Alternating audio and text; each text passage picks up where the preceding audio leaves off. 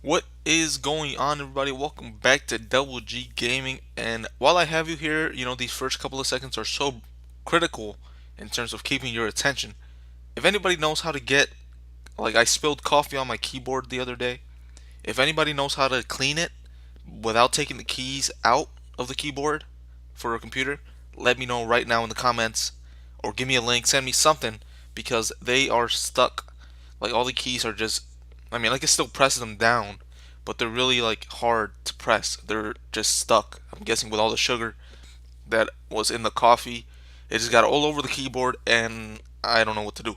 So if you do, please let me know in the comments. But anyway, welcome back to, this is a gameplay that you're seeing right now of SummerSlam in the universe mode.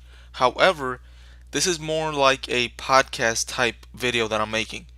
And the reason why I'm making it like this is because the universe mode is done for now. I'm going to focus more on either, I don't know if I'm going to have time for stuff, but either this channel is going to be focused on, I'm still going to be putting out those Fortnite videos because those are easy to make, helping you guys do any of your challenges. I'm going to still be doing that. I'll be doing Wrestlemania or podcast predictions, hopefully, and superstar winning percentages, and full show recaps, match predictions for upcoming cards like Backlash, Money in the Bank, Extreme Rules, match card predictions, and that type of stuff. But I will not be uploading any more Universe Mode for a while. Now, the reason why I want to do that is kind of I want to build a, what do you call it, like a persona before I get to making videos, because before I start making video game content again. Now, the reason why I want to do it that way is because I want you guys to be invested in me. If you guys aren't invested in me, I kind of noticed this now with YouTube. If you're not invested in the person and what they had to say, you don't care about them playing a video game. You know what I mean? So, like, I'm not gonna go out of my way and search up WWE 2K Universe mode because I don't care about that stuff. You know what I mean? Now, if a content creator, like for example, I have a couple of people that I listen to myself, podcasts that is, like What's Wrong with Wrestling, BC Amplified, Post Wrestling Show. Now, for example, if they came out with they were like, all right, we're gonna do a video game series on our channel on YouTube or something, I'd be like, oh, really? I'll check that out, and if I like it, I'll stick around.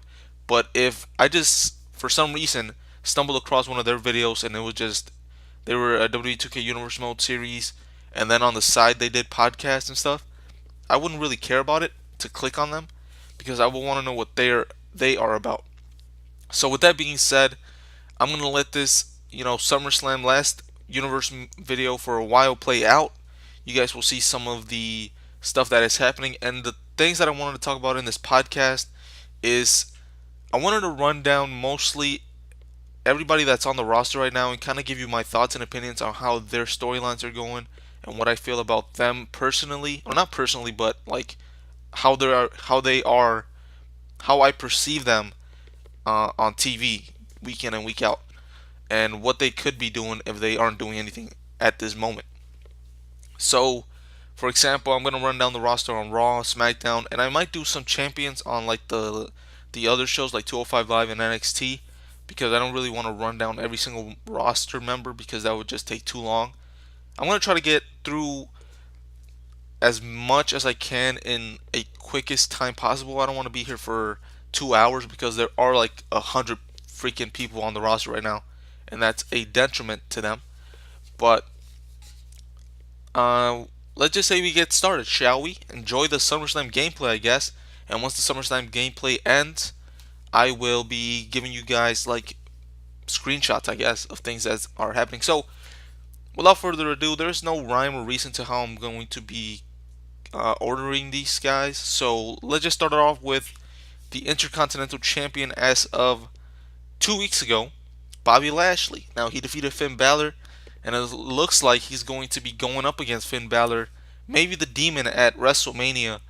And you know what? I'm kind of getting sick and tired of this Finn Balor and Bobby Lashley. Now, this is part of the problem with the Universal Championship being held hostage, so to speak, by Brock Lesnar. It puts a lot of attention on the Intercontinental Championship instead of like guys lower card. I mean, Bobby Lashley, he is lower card to me. Like I wouldn't put him in the main championship, but he could be if they wanted him to be. But guys like Bobby Roode, like when he came over, he was the U.S. champion over on SmackDown. So like a mid card title for like a Bobby Roode, Dean Ambrose, Elias, Dolph Ziggler, Jinder Mahal, even because he was the WWE champion if you guys remember that. Um, Mojo Rawley, even like for them, for those lower card, mid card guys to be having feuds for a title would be amazing, and they would be on TV. Zack Ryder, Tyler Breeze, Fandango. But because the Universal Championship is being taken up by Brock Lesnar when he's not showing up, these top level guys have been all going after it, and if they're not, they're just having feuds for absolutely nothing. That means nothing, and that's kind of what's been going on with this whole like you could put like 10 guys in a group together and they've all have been feuding with each other one way or another in the last like 6 months. And I'm talking about like Bobby Lashley, Baron Corbin, Drew McIntyre, Elias, Braun Strowman, Finn Balor, Seth Rollins, Dean Ambrose, Roman Reigns, Dolph Ziggler. Um, there's somebody else that I left out. Did I say Braun Strowman? No, I don't know who I left out. But those guys have been just going back and forth with each other, and even if we haven't seen a match in a while, just because they've all been connected to each other, we just feel like we've seen the match so many times, and that's what I'm feeling with this whole Bobby Lashley and Finn Balor stuff. So I am throwing Finn Balor in this whole conversation with Bobby Lashley, and I guess I'll throw Leo Rush in there. Uh, so Bobby Lashley, like I said, he's a good talent, but he's not a good promo. That's why you put Leo with him. But top level, maybe keep him in the Intercontinental Championship right now. But like in that category, but to be top level, I wouldn't say that. But I mean, I don't really see anything in Bobby Lashley. I don't know why they re-signed him. That's just another spot that could be given to somebody else on the roster in his spot. You know what I mean? So whatever, Bobby Lashley and Leo Rush, I could do with them or without them, but whatever. They don't really do anything for me. Finn Balor, he should be one of the guys going after the Universal Championship. Luckily, we got that match against Brock Lesnar, which was pretty good. It was better than we would have had with Braun Strowman versus Brock Lesnar. So at least we got that. Finn Balor should be one of the top guys. Stop having him smile all the time. When he was in NXT, he was coming out cool, calm, collected. And then, what's up with the Demon? He doesn't bring it out anymore. Obviously, there's no big time matches for him to bring it out in. But still, every once in a while, and it was so stupid that he didn't come out against Brock Lesnar for the World Championship at the Royal Rumble with the Demon. But what if he does come out against Bobby Lashley, who he's beaten before as the man, but now he's going to bring out the Demon at WrestleMania to take a mid card title? Doesn't make any sense. A lot of nonsensical stuff going on in the WWE right now, but that checks off Bobby Lashley, Leo Rush, and Bobby Lashley, Leo Rush, and Finn Balor taken care of right there. Let's move on. Let's get to Apollo Crews.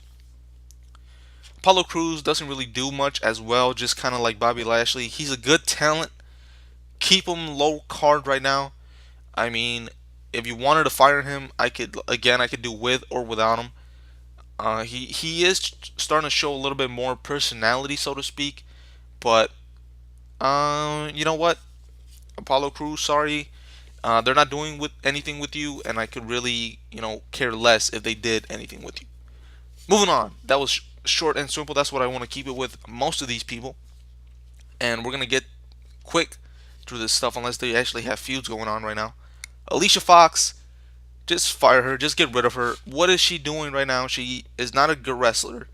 She is not good on the mic. You never give her any time to be like her character. So why do you have her on the roster? She's just taking money out of your company. She's taking money out of your company. She's working.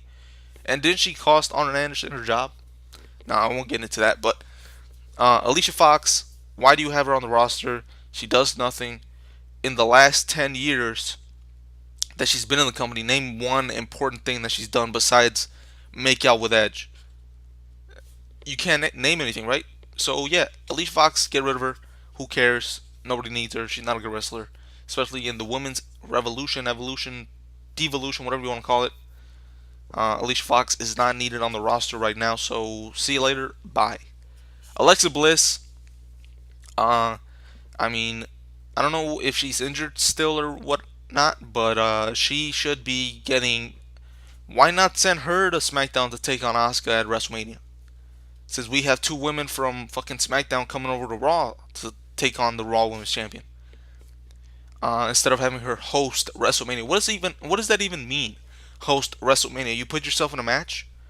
You book matches.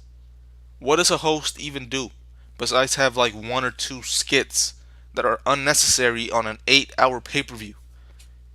But and like Alexa Bliss can cut good promos, but for some reason when they give her like segments, like actual name segments, they all turn out to be clusterfucks and they never work.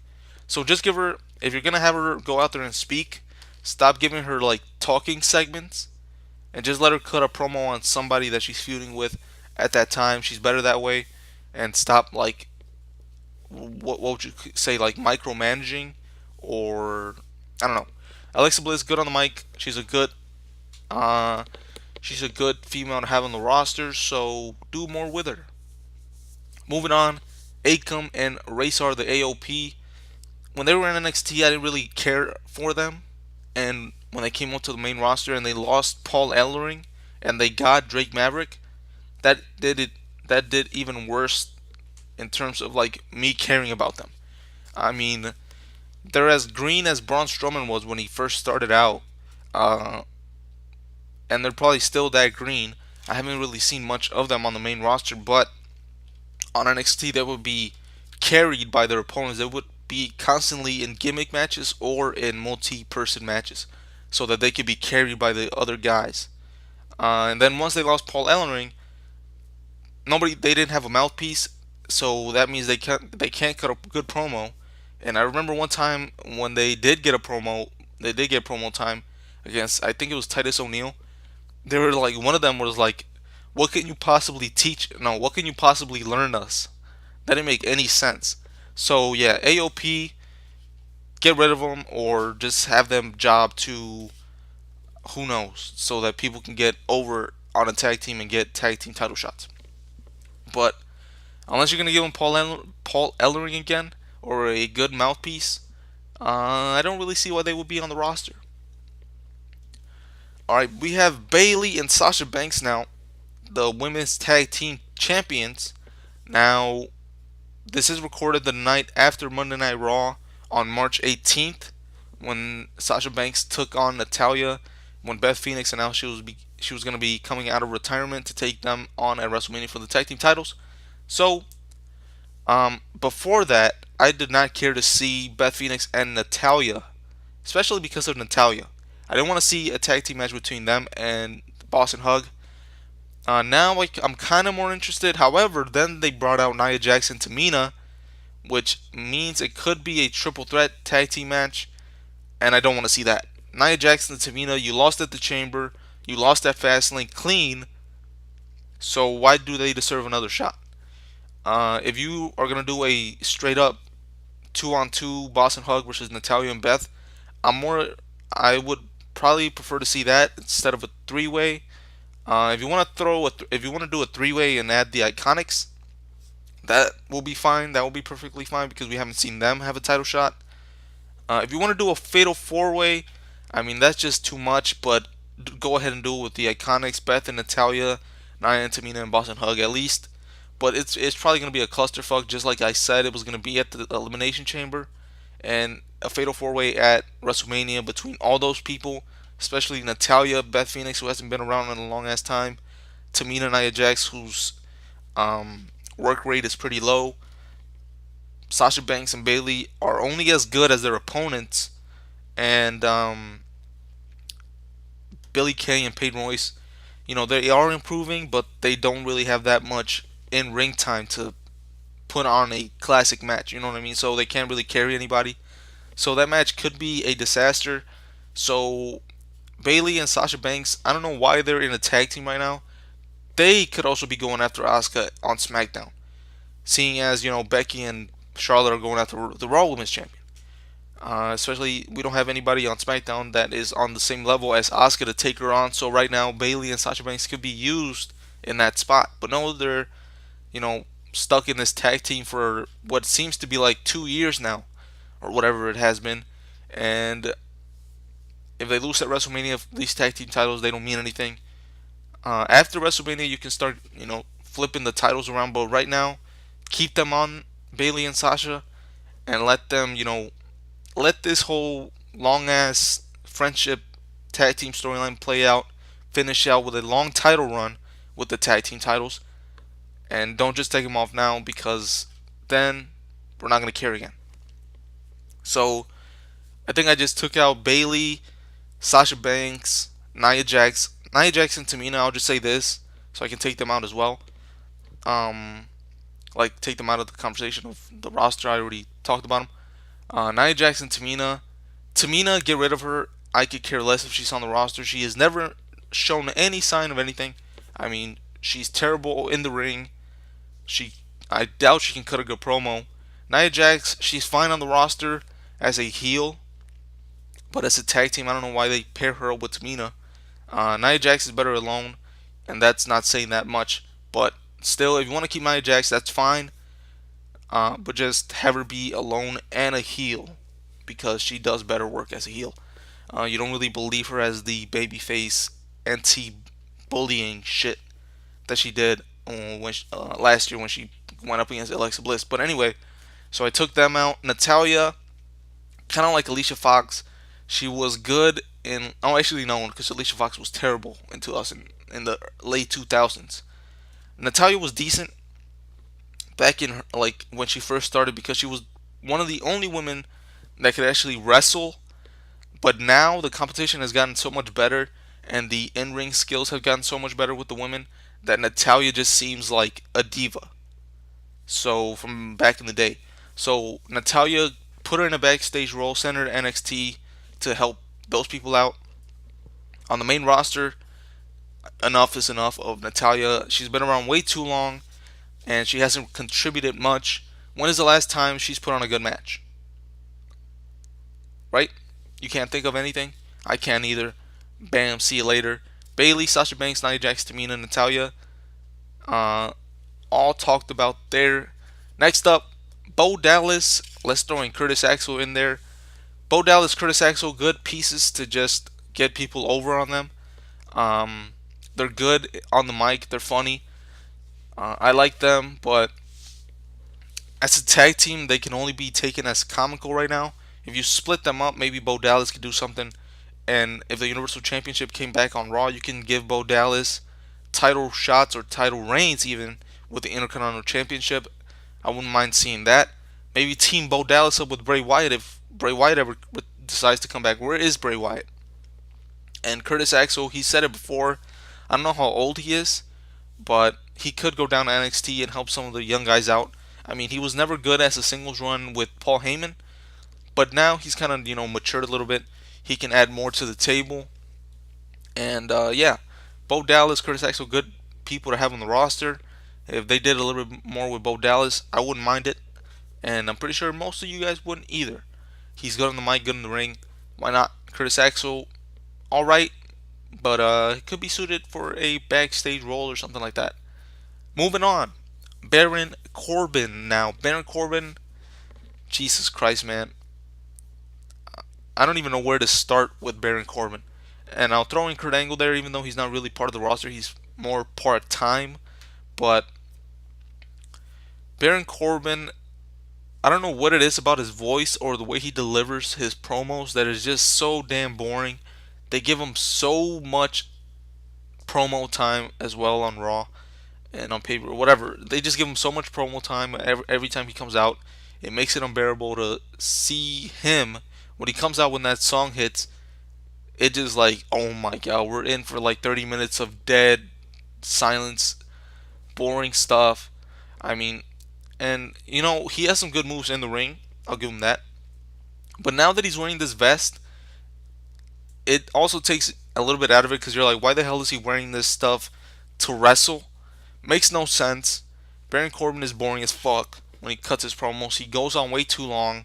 His matches are way too long for a guy that should be just killing guys because he's so much bigger than them. He's always talking shit about how smaller guys are, but yet he can't take him out in like 5 minutes. How how does that work? Uh, so yeah, Baron Corbin. I'm pretty sure most of you guys feel the same way. Just get him out of get him off TV, or give him less stuff to say, shorter matches, mid card title at most, mid card level feuds at most. Keep him out of the fucking main event, and we'll be fine with it, I guess. Moving on, Bobby Roode. I'll throw Chad Gable in there, I guess. Bobby Roode, so much potential, so much wasted potential as well in the last year with Bobby Roode, sticking him with Chad Gable. Now, Chad Gable, good talent in his own right, but you know he's kind of like a they injected Bobby Roode with poison, so to speak. Chad Gable, like I said, pretty good himself, but with Bobby Roode, he's just bringing Bobby Roode's stock down, being partner with him. And why do they keep sticking Chad Gable with tag teams? Either stick him with the tag team and keep them together forever, like with Shelton Benjamin or Jason Jordan, and then just keep flipping them into onto other brands. I don't know why they keep splitting them up. But yeah, Chad Gable, good in the ring. He can go by himself. Let him go by himself and get him away from Bobby Roode so that Bobby Roode can do what he does best, be a heel. He's good in the ring, I'm guessing. I think I don't remember any good NXT matches out of him, but his promo work is awesome, and that's all you really need. Just be entertaining, cut good promos. If you got that, the in-ring work is secondary. If you can go in the ring, I'm pretty sure he can go in the ring. I don't know why I'm like trying to say that he's not, but anyway, Bobby Roode, give him a chance by himself. Hopefully, he turns heel on Chad Gable very soon, and they split this tag team up. And especially with the Universal Championship, like I said, if it comes back to Raw, that will open up more opportunities for Bobby Roode to either go to the main event or to do something with the Intercontinental Championship. So yeah, Bobby Roode and Chad Gable should not be a tag team right now. They should be by themselves. I'm pretty sure they can do amazing stuff alone. So just get them out of a tag team. Moving on, Braun Strowman, and it's kind of like the same thing that I said earlier with Bobby Lashley and Finn Balor. He's been stuck with the same repetitive like 10-man crew of people like Elias, Corbin, and all them that I just forgot who he's had matches with. But any match that he has on Raw now is just so repetitive, it seems like. And they have ruined Braun Strowman to no return. He loses every big time match. He's a damn monster, kind of like Baron Corbin, like I said with him. He should be squashing people and winning titles. So when the Universal Championship comes back, I don't even know if I want to see Braun Strowman with the title. They keep giving Braun Strowman all these accomplishments, like the Money in the Bank, and actually that's all the accomplishments they give him, but it feels like it's been way more. But they wasted that Money in the Bank briefcase on Braun Strowman last year. They could have given it to anybody else on SmackDown, and they could have done something better with it, like Samoa Joe or The Miz. They could have gone after AJ Styles, setting up something better on SmackDown, but no, they had to give it to Braun Strowman so that he could lose to Brock Lesnar and Roman Reigns and put them over. And Braun Strowman, this is a tough time to be him, like his character right now, because all they want to do is build this big monster so that Roman Reigns and Brock Lesnar can tear him down. Makes no sense. Hopefully he can get back to being a monster, but as it looks right now, it doesn't seem like it. Especially he's doing this whole stuff with Colin Jost and Michael Shea from SNL. I mean, how is that? Why would you put Braun Strowman in that? He should be having main title feuds like Big Show did back in the day, or Kane. While they weren't really that entertaining because they're bigger men, they can't really do much in the ring, so their matches aren't that good.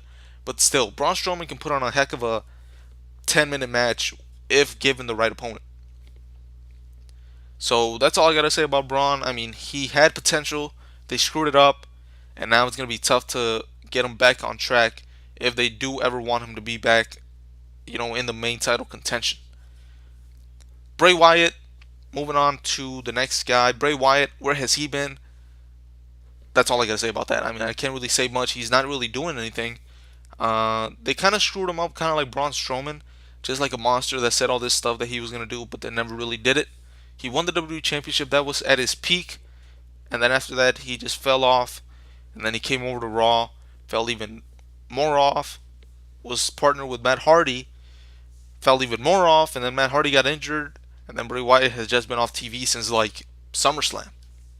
So hopefully Bray Wyatt comes back and has feuds for the Universal Championship, or goes back to SmackDown, and battles for the WWE Championship again. Bray Wyatt is a great main eventer if given wins. You can't keep booking him and lose every single time. But anyway, yeah, Bray Wyatt come back, do some good stuff with him, keep on going. The Bella Twins. Should I go even over the Bella Twins? No, we'll just skip them. All right, let's keep it going. Kurt Hawkins. All right, Kurt Hawkins, Zack Ryder. I'll put them both together. Kurt Hawkins and Zack Ryder. Um, they could have done something with them when they reunited back. I think it was in December. They could have done something a big, like push to get them to WrestleMania to where they would win the tag team titles, whoever were holding them at the time. Kurt Hawkins, all he needs is one win to get back on track for fans to get behind them.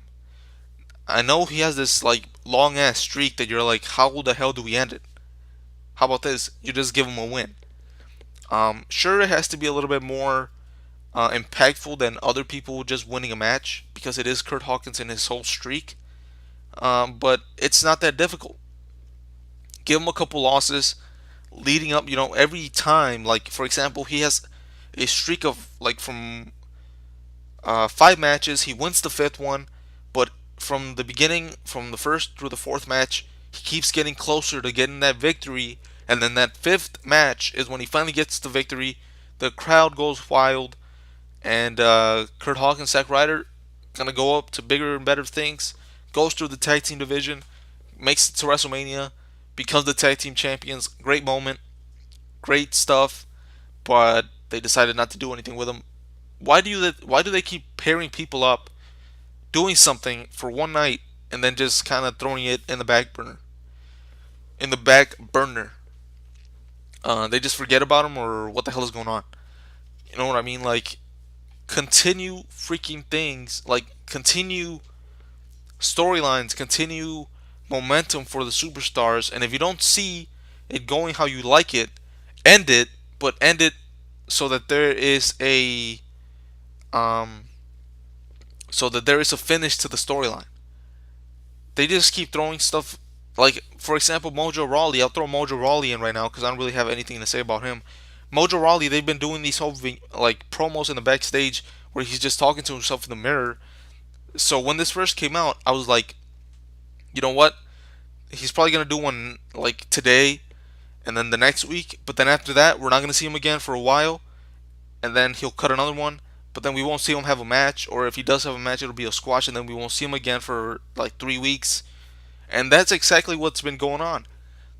He did like 2 or 3 weeks of like those promos backstage talking to himself in the mirror, and then we didn't see him for a while. He came back, did the same thing, talked to himself in the mirror, and then he went away again for no reason. Like, they just keep going, bringing him on and off TV. You have 3 hours on Raw. How is it difficult to book more people in more matches? To give them more time, you know what I mean? So there's no reason why Kurt Hawkins and Zack Ryder couldn't have had multiple segments on Raw leading up to a big WrestleMania tag team title win. You have enough time. You have 3 damn hours to book each week. Same with Mojo Rawley. So Zack Ryder, Kurt Hawkins, they should have been, right now they should have been on a road to WrestleMania. You probably don't like that phrase, but whatever. I like it. They should have been on a road to WrestleMania where they would eventually win the tag team titles, and Mojo Rawley could also be, fuck it, why not an Andre the Giant Memorial Battle Royal repeat? Like that's what he wants to do. Like that's what he's aiming towards. And then he gets close. Maybe he doesn't win it. Maybe he does. Who cares? It's the Andre the Giant Battle Royal. But you're not really building anything with these guys. You're making it seem important when it first comes out, but then you just scrap it and then you try to bring it back, but then nobody cares because you didn't care about it. And I'm talking about like the WWE didn't care to keep booking them. So why should the fans invest and care about them? Let's go on to Dana Brooke. Dana Brooke, I mean, what has she done lately in the WWE? She did come out and get destroyed by Ronda Rousey 2 weeks in a row. That's what she's done lately. But besides that, Dana Brooke, not really good in the promo section. Haven't really seen her on in the ring, but I'm guessing she's not that good based on how little opportunities she gets. So with that being said, Dana Brooke, I guess I'll be seeing you later. I don't want to see you on my TV, just kind of like Alicia Fox and Natalia. Don't want to see you on my TV screen. Get out of here. Um, Not to say you can't, go to NXT, get better, come back, be the greatest star of all time, but for now, not really into the whole Dana Brooke stuff. And did she lose weight? I'm not trying to like body shame or anything, but did she lose weight? Because if she did, she needs to get like clothes that fit her. I don't think she's like gone out and gotten new ring gear because everything looks like she just like it's great that she lost weight if she did, and if she didn't, I'm sorry, but um, she was never fat. You know what I mean? I'm just saying like it looked like she lost weight because all the ring gear that she's wearing, it doesn't look like it fits her anymore. I don't know what that's all about. So yeah, I'll just leave it at that. Moving on, we have the Revival, Dash Wilder, and Scott Dawson, the tag team champions on Raw currently. Right now, no problem with them being the tag team champions. They're probably the actual best tag team on the Raw division. There are no other legit tag teams. The rest of them are just makeshift tag teams. But Wilder and Dawson, the best tag team in the sense of they came up together and they are together and they won the tag team titles. Now, one thing I will say is that when I go on YouTube and like check out their stuff on the internet, of them cutting promos backstage and stuff, it's all better. It's all decent stuff. Why don't they let them cut these promos like walking down to the ring, cutting a promo on their opponent or something like that before their matches? That would give that would get people more invested in them, the Revival. It would get them invested in the Revival, and that would make, excuse me, that would increase the stock of the Revival. I feel like I've said that before already in this video, but anyway, yeah, give them more mic time because I feel like charisma is a little bit, what the disconnect is between the fans and the Revival right now. But if you give them that mic time and they cut some good promos, the fans will start getting behind them again. Since you did lose them because you kept having them lose all the time. But yeah, tag team champions, give them some mic time. And yeah, no other stuff to say about them. Good that they're the tag team champions right now on Raw. Moving on, Dean Ambrose. Is he coming? Is he going? Do you care? Do you not? As of now, I could care less if he left and came back later. I wouldn't even mind if he like was just going on away for like a couple months and then came back at around SummerSlam. Right now, Dean Ambrose is in like a weird spot. I don't really want to see this whole Shield stuff, even though in my WrestleMania 35 match card predictions, I did kind of predict Ambrose and Roman Reigns to be going after the tag team titles at WrestleMania. It looks like that's not happening, but that would have been a cool moment if Ambrose and Reigns won the tag team titles, and then later on in the night, Seth Rollins won the Universal Championship. That would be a good way to end WrestleMania, wouldn't it? More than it would be now with the whole Becky Lynch, Ronda Rousey, Charlotte shit. But yeah, Dean Ambrose, there's not really much for him to do right now. Again, because of the Universal Championship, could he be going after the Intercontinental title? Yes, but he doesn't really have anything to do with. Actually, he does a little bit with Lashley and them. He was part of that whole 10-person fiasco that I said we're all jumbled up with each other for the last 6 months. And I'll throw another guy in there that hasn't really been showing up. Dolph Ziggler, where the hell has he been? He showed up at the Rumble. I guess he's not with the company right now, or he's not signed to like a full-time deal where he shows up all the time like he used to. He probably has a new deal. So good for him. Dolph Ziggler, good guy to have on the roster. I don't really, just kind of like Dean Ambrose. He's kind of in the same boat. If he comes back in a couple months, we'll be refreshed. We'll be like, oh shit, Ziggler's back, and maybe a newfound, breath of fresh air with the character of Dolph Ziggler. So, with that being said, I guess we'll move on. Not much to say there. With Ambrose, if he leaves, it'll be cool. If he stays, do something with him. Moving on, Drew McIntyre, and he's part of that whole 10-man fiasco that I said earlier. I don't know if it's 10 people, but that whole people, you know, superstars that are just wrestling against each other all the time for the last 6 months. Drew McIntyre was part of that, and he had another match with Seth Rollins again last night. When that match was announced, I was like, oh my fucking god, again. But anyway, they could put on good matches, I guess.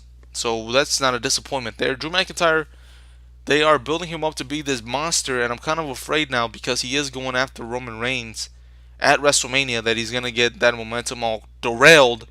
Like one loss at WrestleMania doesn't really define anybody because the night after he can just be back killing everybody, going after the title, and he's right back on top. That's the only thing that I hope they continue to do with Drew McIntyre. If you are gonna have him lose to Roman Reigns at WrestleMania, um, just get him back on track the night after. Right now, what he's doing is awesome. He has been losing a lot, but I don't know what that's all about. It has been going back in his favor with the win-loss column. So hopefully it continues. He keeps killing people on the way to WrestleMania. He'll take that L and if he wins it against Roman Reigns at WrestleMania, that'll be a big time win for Drew, because I feel like Drew could be the top heel on Raw if they do decide to go that way. So yeah, Drew McIntyre, keep killing people on the way to WrestleMania. Hopefully a good showing against Roman Reigns. It'll probably just be pin, spear, repeat. Let's go home, and Drew McIntyre will just be forgotten about. But let's hope that if he does take the L, they'll just build him back up afterwards, and we'll continue there. Maybe the first opponent for Seth Rollins at the pay-per-view afterwards for the championship, even though we have seen that match a lot. But it'll be for the championship this time, so it'll make more sense. Uh, Leave it at that. Moving on to Elias, he was also part of that whole people that have just been wrestling each other 10-man, 20-man fiasco for the last 6 months. Elias has been a heel, a face, and a heel in the last 6 months as well. Yeah, I think it has been in the last 6 months. He turned heel, or he turned face in like October, early November, and then he turned heel again in January after the Rumble. So what are they doing with him? Keep him as a heel, keep him as a face. Come on, pick a side. He's a good sports entertainer. Uh, he can go in the ring. I'm pretty sure. I haven't really seen the last good match that I can remember from Elias was him versus Seth Rollins at Money in the Bank. But since then, but you can also say he hasn't really had a meaningful one-on-one match in a while, and I'll give you that. So Elias can go in the ring. He can cut good promos. He's a good sports entertainer. Like I said, he's going to WrestleMania to do a concert. So we'll see what that's all about. I'm pretty sure somebody's gonna interrupt him. Hopefully it's not No Way Jose again or just some wacky segment to get a whole bunch of people on the fucking card. But yeah, hopefully Elias shines at WrestleMania. Do something with him. If the Universal Championship again comes to Raw after WrestleMania, Elias will be a good contender, if not a good champion, and he could be a good Intercontinental Champion. So give him that belt.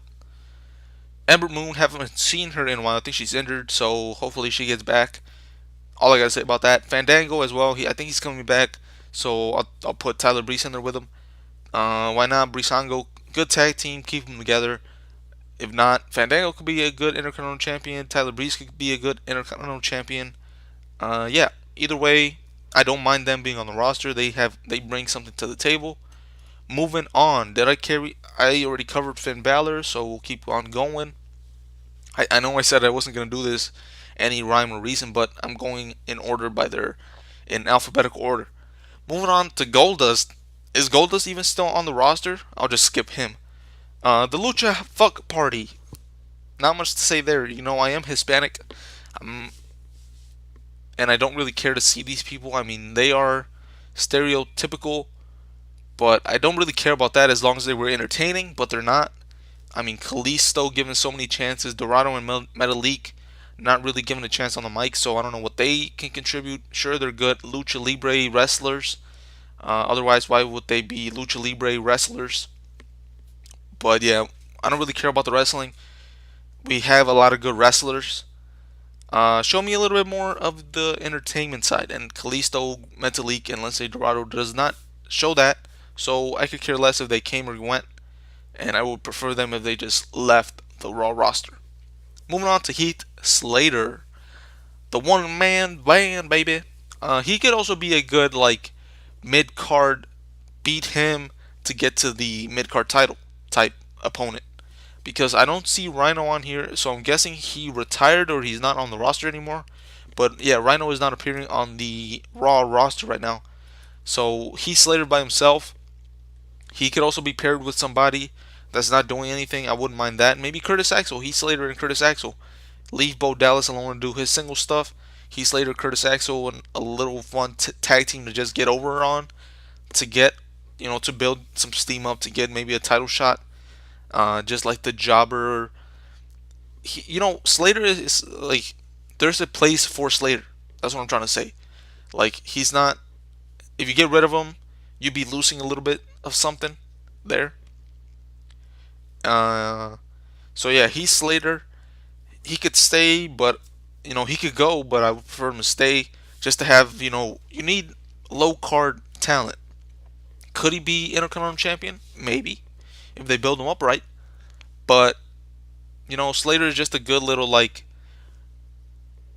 low level boss to get through on the road to whatever you're trying to get to. You know what I mean? Just to get a win on, because he's been there so long. So people have investment in him. So when you get a win on him, it means a little bit. Moving on to Jason Jordan, where has he been? He's had that neck surgery problem or whatever I think it has been. So what's gonna happen? And now that Kurt Angle is going to retire, do they even do they even want to bring him back? And if they do bring him back, what are they gonna do with this whole Kurt Angle father situation? Excuse me. So yeah, Jason Jordan, I don't know what he's been up to. Moving on, I guess. Jinder Mahal, and I throw the Singh brothers in there with him. Jinder Mahal hasn't done anything since coming over to Raw from SmackDown after being the WWE champion and the US champion on SmackDown. Hasn't done anything. I'm not saying he deserves it, because, I mean, on promos he sucks.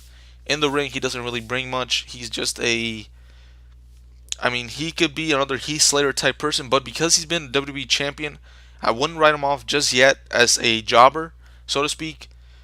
Keep him in the Intercontinental Championship contention. Maybe he wins one here and there, the mid card title. Don't put him up to the main card again, or to the main event feuds again, main event spot. He doesn't. He does not deserve to be there. He's not that good. But he's a good heel. He could be a good Intercontinental Champion. But besides that, uh, don't just release him as a jobber. You have to build him back up and then let him leave. You know, Jinder Mahal could be another guy that you could just get rid of and nobody would care. But I think you need to send him off a little bit better. If you were to, I don't even know why I'm booking him off the show. I'm not even you know what I mean? But yeah, Jinder Mahal, keep him or leave him. I don't really care, but if you keep him, since he has been WWE champion, keep him in the mid card title feuds and contention. You know what I mean?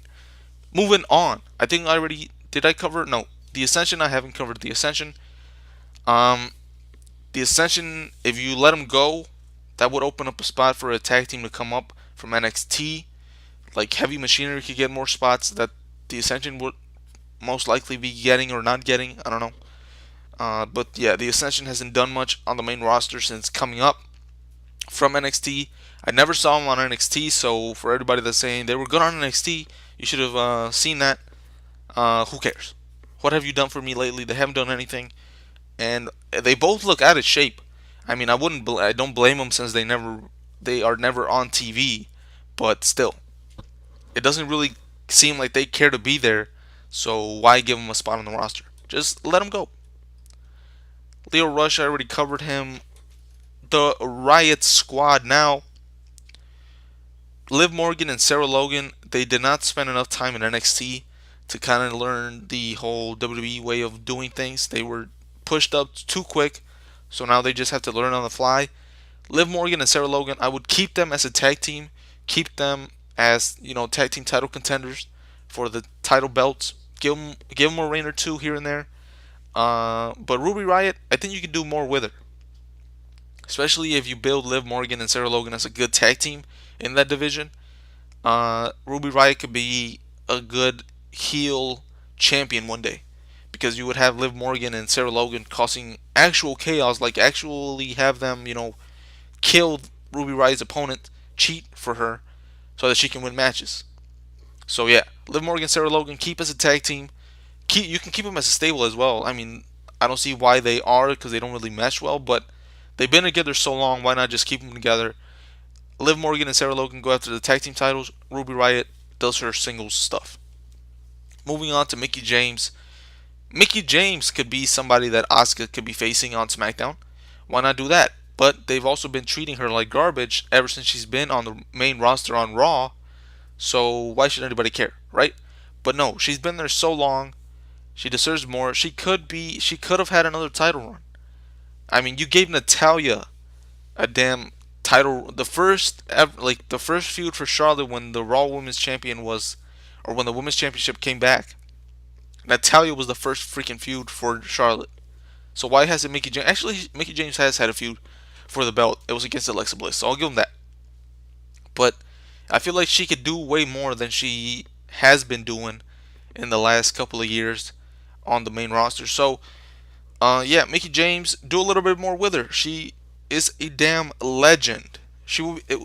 Mickie James is the equivalent to having like on the women's side, it's equivalent to having somebody like who like having I can't even think of anybody. Jesus Christ, whatever. You get what I'm saying? It's like having a legend come back and have another run in the company. So yeah, do more with Mickie James. Moving on, No Way Jose. I kind of already covered this with Elias. Not really though, but No Way Jose, freaky, kooky. He got the Naomi hair. I don't know what that's all about, but No Way Jose. I mean, if you're gonna keep him on as a jobber, like I said, you need jobbers. You need guys to get other people over. So if you're gonna use him that way, keep him on the roster. I don't really see him doing any more than that. Kind of like a Jinder Mahal. But Jinder Mahal, since he has been WWE champion, it's a little bit different. No Way Jose, if he ever wins the Intercontinental Championship, it will be a big surprise. Like, just keep him on the roster to get people over. Don't really have him contend for titles. Just have him be there, and that's really what he's been doing. But have him appear more on Raw. Get him like people's first feud is against No Way Jose, Heath Slater, Jinder Mahal, Curtis Axel, Bo Dallas. Stuff like that. So he's a good piece, but don't really see much more than just a piece. Moving on with Roman Reigns. Now, I'll say this, and it's a little bit controversial, but I never really cared to see Roman Reigns ever come back to Monday Night Raw. I didn't really care to see him come back to WWE. But with that being said, but it was just because of how they booked him. Now, obviously, I hope that he got better and all that. You don't. As much as you hate somebody, you don't really think about saying, I want to kill him unless there's something wrong with you or having them die. But no, I'm good. Roman Reigns is better. And actually, I'll say this: ever since he's been back, cutting promos, he's been a lot better. So I'll give him a second chance. He doesn't really do much in the ring, but whatever. If he can cut good promos, get me interested in his feuds. Like, I'm a little bit interested in this whole Drew McIntyre Roman Reigns stuff. That can go either way. Roman Reigns can win, Drew McIntyre can win, but whatever. I'm interested, is what I'm saying. So I'll give him a second chance. Roman Reigns, you better, I don't know how long it's gonna take for fans to turn on him, but yeah. So Roman Reigns, good second chance, I guess, is what I'm trying to say. I don't know what the hell I'm doing, but yeah. Once he gets that first title shot at that in that main event, is when people are gonna start uh, criticizing him again. We're gonna move on to Ronda Rousey, and this has been a whirlwind of the last couple of months. Now you can say you probably didn't like her when this whole stuff started out. Her first debut match, awesome, amazing. The best debut that probably anybody has ever had coming into WWE that was never really a wrestler to begin with. You know what I mean? So that Rousey took that. Then her first singles one-on-one match was for the women's championship, so that kind of soured people on that. And then later on, whatever she did eventually win it. But here's my thing: she can have good wrestling matches, or she can put on a good performance. I don't know if you would say they're good wrestling matches as much as they are just performances, because I think she does what she knows like in wrestling, like amateur wrestling, even though that should be pro wrestling, because that's like the top of the top level stuff. But anyway, that's besides the point. Whatever she learned in wrestling for her MMA training and stuff, she probably takes some of those moves and incorporates it into her pro wrestling and into the pro wrestling ring. So she gives off good performances with almost anybody. The only bad match I can remember is like Natalia, Alicia Fox, and Alexa Bliss, and probably like some other probably Ruby Riot. That wasn't really given it any chance to get off anything. But if she is given the time for the women's championship, I think she's put on decent matches. So, Ronda Rousey has her place in this whole world of WWE sports entertainment stuff, but she cannot cut promos. Actually, she's kind of half and half because she can put on good performances, but her promo cutting ability is not really there. Now she is given gold, or she is given good stuff to say. It would be one thing if they weren't giving her good stuff and she wasn't like that was the problem. But no, I feel like they're giving her good stuff to say on the mic. When they script her, it's just too long. She has to remember it all, and she tries to speed through everything. So most of the time, you're not really understanding what she's saying at all. It's just coming off as gibberish, and then at the end, you kind of be like, "Oh, that's what she said," and then you're like, "Okay," you put two and two together, and then it makes sense. But during her promos, she doesn't really make any sense. She's not cohesive with the promos, and that's kind of hurting this whole Becky Lynch, Charlotte, Ronda, Becky, Charlotte match that's gonna happen at WrestleMania. You guys already know how I feel about that match, so I won't go too much into it. They could have done a lot better. Um, so yeah, Ronda Rousey has a good spot right now. I don't know if she's gonna leave. Like now, you don't even know if Ronda Rousey is going to lose the championship at WrestleMania. Charlotte could even win the match. Like this is all over the place now with this whole storyline. So, and who does Ronda Rousey face after WrestleMania if she does stay and she does win she does retain the championship? Do they move Becky and Charlotte over to Raw so they can continue that stuff? Do they bring somebody up? Do they? I don't know. Like, what do they do? You know what I mean? So that's gonna be all weird. And is she? Is she? There might. There's been talks about her going over to SmackDown just because of the Fox deal. That Fox wants Ronda Rousey on SmackDown for their show when it comes over to Fox in September, I believe. But yeah, Ronda Rousey, I don't really mind her being on TV. If she can cut better promos, I would be a-okay with everything she's doing. Even if she's getting handed all these opportunities. Right now on Raw, who is free to do and like free to be the women's champion, and you would say, all right, let's give the title to this person. Nobody's really that big of a name right now. Alexa Bliss, you could say, but really, she can't really put on good matches, and her freaking talking segments haven't been that good. Ruby Riot has had a chance, but not really. They're not really pushing her. Ember Moon hasn't done much since getting on the main roster. Sasha and Bailey are doing tag team stuff, so you can't really count them in. Also, Nia Jax and Tamina, you can't really count them. And Natalia sucks. You already know that. So yeah, Ronda Rousey, the best female to have the women's championship right now. I just wish he could cut better promos. So moving on, we have Sami Zayn and Seth Rollins left on the roster for Raw. So I mean, Sami Zayn, not much to say about him. The only thing, I don't know if I said this ever, but I didn't. As soon as the brand split happened, and Sami Zayn was kind of left to do nothing, he kind of started, falling off for me. I was a big fan of him. Actually, I was like, what I hate about his style is when he sells, he oversells. It's kind of like what I have a problem with Charlotte Flair when she sells in the ring. They're just too over the top with it, and they're not like Dolph Ziggler. He oversells moves as well, but the way that Sami Zayn and Charlotte do it, it's like they're selling it, but but it's like they're making it seem like it all like we all know that it's fake. That's how they're selling. I don't know if that makes any sense, but yeah, when they take the move, they sell it, but they're still, I don't know, like there's just the way that Sami Zayn and Charlotte sell moves that really takes me out of the match. Especially when they like go for a cover and it's only a 2 count, and then they're like, "Oh no, there was a 3. Come on, oh no, ref, please." They go on way too long, and it doesn't make it believable. You should be going straight back to your opponent, but no, they're complaining and drawing it out. So I don't like that about Sami Zayn. And when he turned heel, I was kind of like looking forward to it, but it kind of felt like he brought Kevin Owens down. I don't know if it was because Chris Jericho and Kevin Owens was so good that they didn't live up to the expectation or to the to the potential that Jericho and Owens had.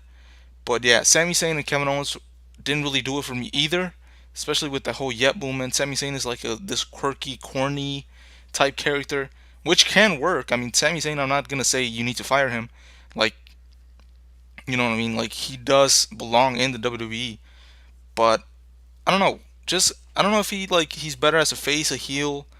I don't know, but there's something about him that hasn't really clicked for me. But he does belong on the roster. I will say that.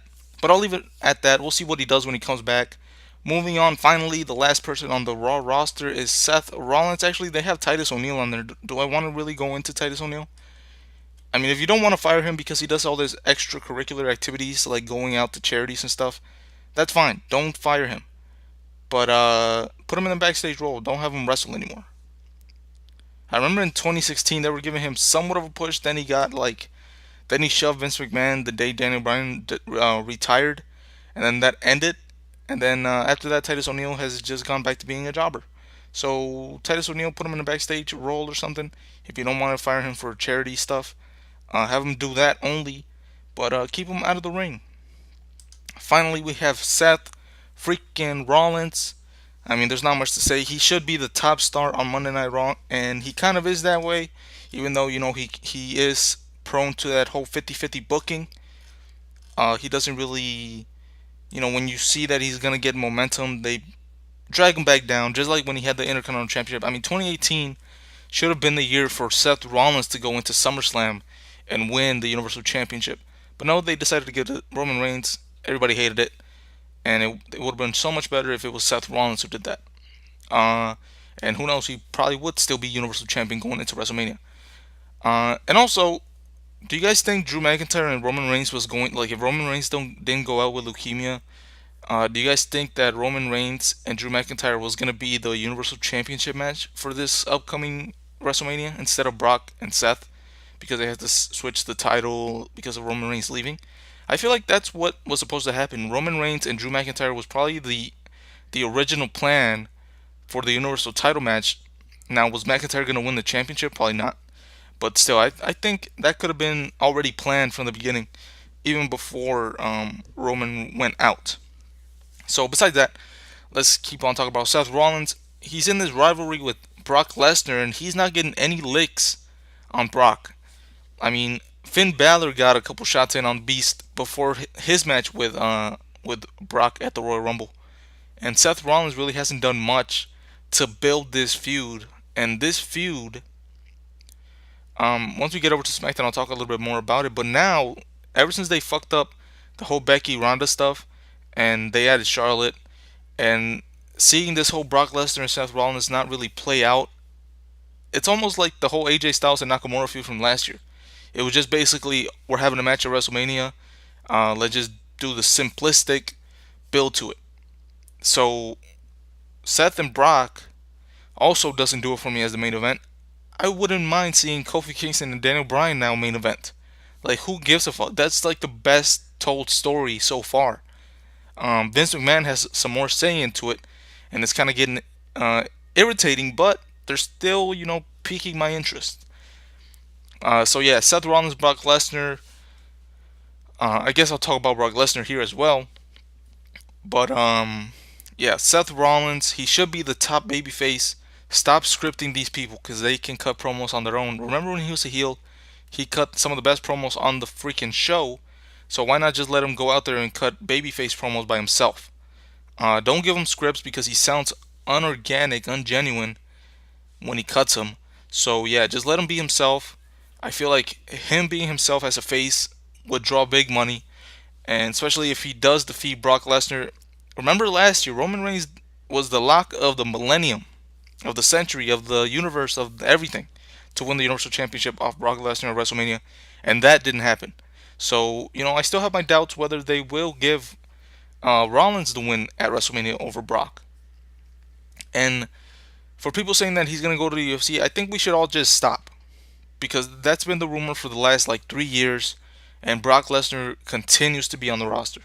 So let's just say he's gonna be on the roster from now until he decides to officially retire from wrestling, and even then he'll probably still come back. But no, let's just pretend he's gonna be here until like for the next year, right? Brock Lesnar can still win the championship, but if he's not holding the title, what does Brock Lesnar do? I remember in 2016, 2015 when he lost the championship, he had a good rivalry with the Undertaker, so I'll give him that. That held him up for those couple of appearances. 2016, early on, he was going for the title again, but he lost, and then he went after Ambrose and Orton. Uh, Not really big time matches or any memorable stuff happened out of that, except for Ambrose cutting that promo on him on the Stone Cold podcast, and then him cutting Orton open at SummerSlam. And then after that, I don't think we saw him again until the Royal Rumble in 2017. That's when he went into the whole Universal title picture. And yeah, what does Brock Lesnar do if he doesn't have the championship and he's still going to be in WWE? Does he just have nonsensical, this means nothing matches at Big Four pay per views now? Do you really want to see that him taking a spot just for a random match? Because I mean, he is kind of an attraction. I'm one of those guys that's like, you know what? Brock Lesnar deserves this contract that he has. He made a name for himself outside the WWE, and then came back. He put in the work when he first was here. In his first run. So he does have like that credibility from his early run. He made a name for himself in the UFC. He came back. Why not give him this contract? Who cares? You know what I mean? Like everybody would kill to have Brock Lesnar's contract. You come in fucking 10 times a year to wrestle for less than like an hour the entire year. I'll take that. Even though his matches are demanding because he does put on like big time performances. He could have a good match if he wanted to. Everything's there for Brock Lesnar. He checks all the boxes of a superstar. Big time superstar. You know what I mean? Larger than life, if you will. Um, so yeah, Brock Lesnar, in my opinion, is big time box office money. And but what does he do if he doesn't have the championship? Who knows? And I'm kind of getting tired of this whole Paul Heyman stuff with this promos and stuff. I don't know how anybody got behind it and got behind Paul Heyman's promos because ever since he did the first one, it's basically been all the same. Ever since like 2013 when he had his rivalry against Triple H, I think it was, and then against the Undertaker and all that, Paul Heyman has been cutting the same exact promo all the time. He says the same repetitive stuff. It says Brock Lesnar, Paul Heyman, ladies and gentlemen, Universal Undisputed, blah blah blah. So enough of that. Hopefully Seth Rollins does beat Brock Lesnar at WrestleMania. We get him off TV for a while. If he does want to come back, that'll be fine. But again, like, just don't give him the title again if he's not going to be on Raw because it does affect. Like when he first had it, I was glad because he did this he beat Goldberg, so I was like, all right, he took it away from Goldberg. good storyline, let's go. And then it just carried on for too long. 2 years of no champion on Raw. And in that time, we could have had big time players like Samoa Joe, Braun Strowman, Bray Wyatt, Seth Rollins, Finn Balor, Drew McIntyre. I don't know who else, but those guys all could have benefited from having the Universal Championship on Raw, but instead were relegated to nonsensical matches on pay-per-views for nothing, or the Intercontinental Championship, which kind of lowered their stock because it is the mid-card championship, and it has been for the last 30 years or so. So, or actually longer than 30 years, because WWE, WWF, I think had the Intercontinental Championships, so that's like 50 years, 60 years maybe. So yeah, hopefully Rollins gets the belt, and we build guys on Raw because that's the brand that you need to build the stars on. So yeah, that's it for all the roster guys on Raw. Let's move on to Smackaroony. All right, going on to the SmackDown roster, we start off with Selena Vega and Andrade. I was gonna say Cien Almas, but I guess that's not the case anymore. Why do they overthink these things? Why do you take the name off of some of these superstars? Makes no sense. Andrade Cien Almas was a nice name. Like it was, what would you call it? Like it was a fun name, Andrade Cien Almas. But whatever, that's besides the point. Andrade Cien Almas. Let's get to how they're using him on the roster, and he should be a guy that's getting the wins. He should be the United States champion. And like I said with the stuff on Raw, Samoa Joe wouldn't need this title if, let's say, he won the Universal Championship when he was on Raw in the last 2 years, right? Just like Kevin Owens, right now he doesn't need a title, but he's still like going off his whole Universal title run. That's why he's still a big star. He doesn't need the championship.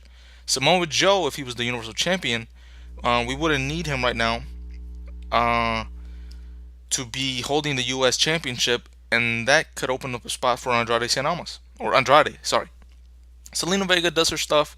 She's a good addition to him. I'm glad they found her and put him with Andrade because before that, what Andrade really wasn't doing much. I could have done without him. But now with Selena Vega, she adds the whole promo ability for him, just kind of like Paul Heyman does to Brock Lesnar or Leo Rush does to Bobby Lashley.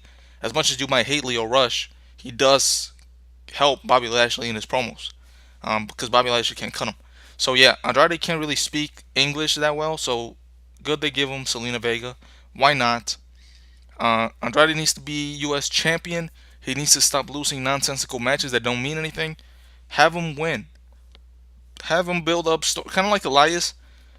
When's the last time you've seen him on pay per view in a big time match? Not really. I don't think he's had one. So yeah, you need to start building more feuds with him on SmackDown leading up to a pay per view, and building him up as a bigger star. Have him win the mid card championship, and then in a year and a half, he wins the world championship. Good story. Even as a heel, everybody would be fine with that. Especially now that he got Selena, and like I said, he's a big time deal now with most fans. Um, should we talk about the New Day now, or we'll save the New Day and Daniel Bryan stuff for after this? So we move on to the Miz. He's in this whole storyline with Shane McMahon now. The Miz has come a long way from 2011 when he won the championship, or 2010 when he won the WWE championship for the first time. I absolutely hated his run as the WWE champion. When he cashed in the briefcase on Randy Orton, and then he took it to WrestleMania. I mean, why was he the guy going into Mania to take on John Cena that year? Made no sense whatsoever. Uh, but ever since this whole brand split, he's found himself a good spot. And now that people would love to see him as WWE champion, it doesn't seem like they're going that way. And could they be giving him the Intercontinental Championship because Chris Jericho is going to AEW? Giving him the Intercontinental Championship title reign record of 9 or 10, whatever it is. Uh, so yeah, as a babyface, he's doing fine right now. I wasn't expecting Shane McMahon to turn heel on at Fastlane.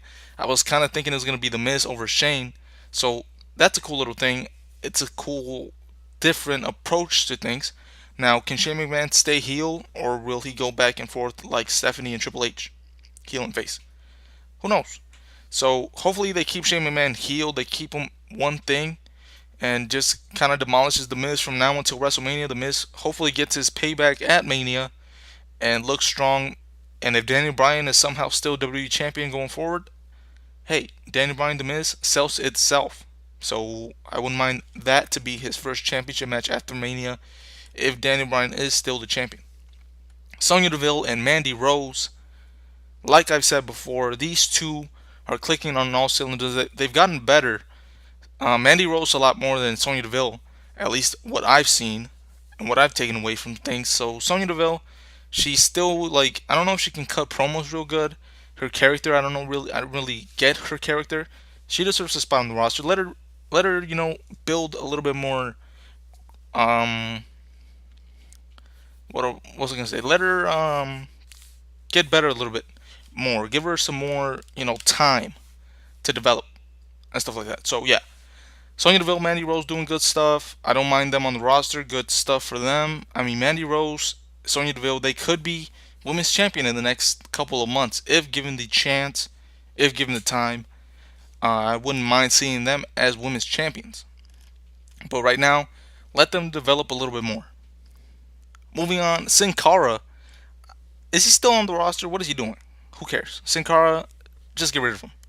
Or keep him, but have him be the stepping stone, kind of like a Slater, Jinder Mahal type guy on SmackDown, so that like new guys can just get match wins over him. Shinsuke Nakamura. Ooh, Shinsuke, how far you fallen? Last year he was the Royal Rumble winner, and then after WrestleMania he just went downhill. He lost every championship opportunity he got, every championship match he had against AJ Styles. I mean, what really could have happened if you gave Nakamura the WWE Championship? What? Like, why not just give him the title?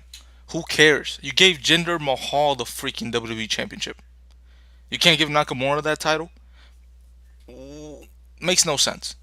If he would have carried it from Money in the Bank all the way to SummerSlam and then dropped it to Danny Bryan at SummerSlam, maybe Samoa Joe wins it a month or two later, then AJ Styles gets it back from him, and then you have Danny Bryan turn heel on AJ Styles, and then we have what we have now. Nothing would have happened except Samoa Joe and Nakamura could have been big time players and wouldn't be, kind of seen as forgotten entities now. Nakamura with Rusev, I wouldn't mind it if they weren't doing this whole makeshift tag teams as of late. They just keep putting guys that don't have anything to do together, and this is another thing. Like, they hire too many people, they are signing up too much talent, and not enough spots for them on the main roster.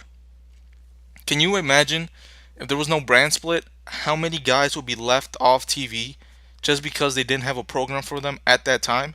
Sure, they have Raw and SmackDown to fill up time. Like, they need more time or they need more segments, but they still wouldn't like be fitting these guys into any storylines if they didn't have any programs for them. But that's besides the point. Nakamura, I guess I'll throw Rusev in there right now.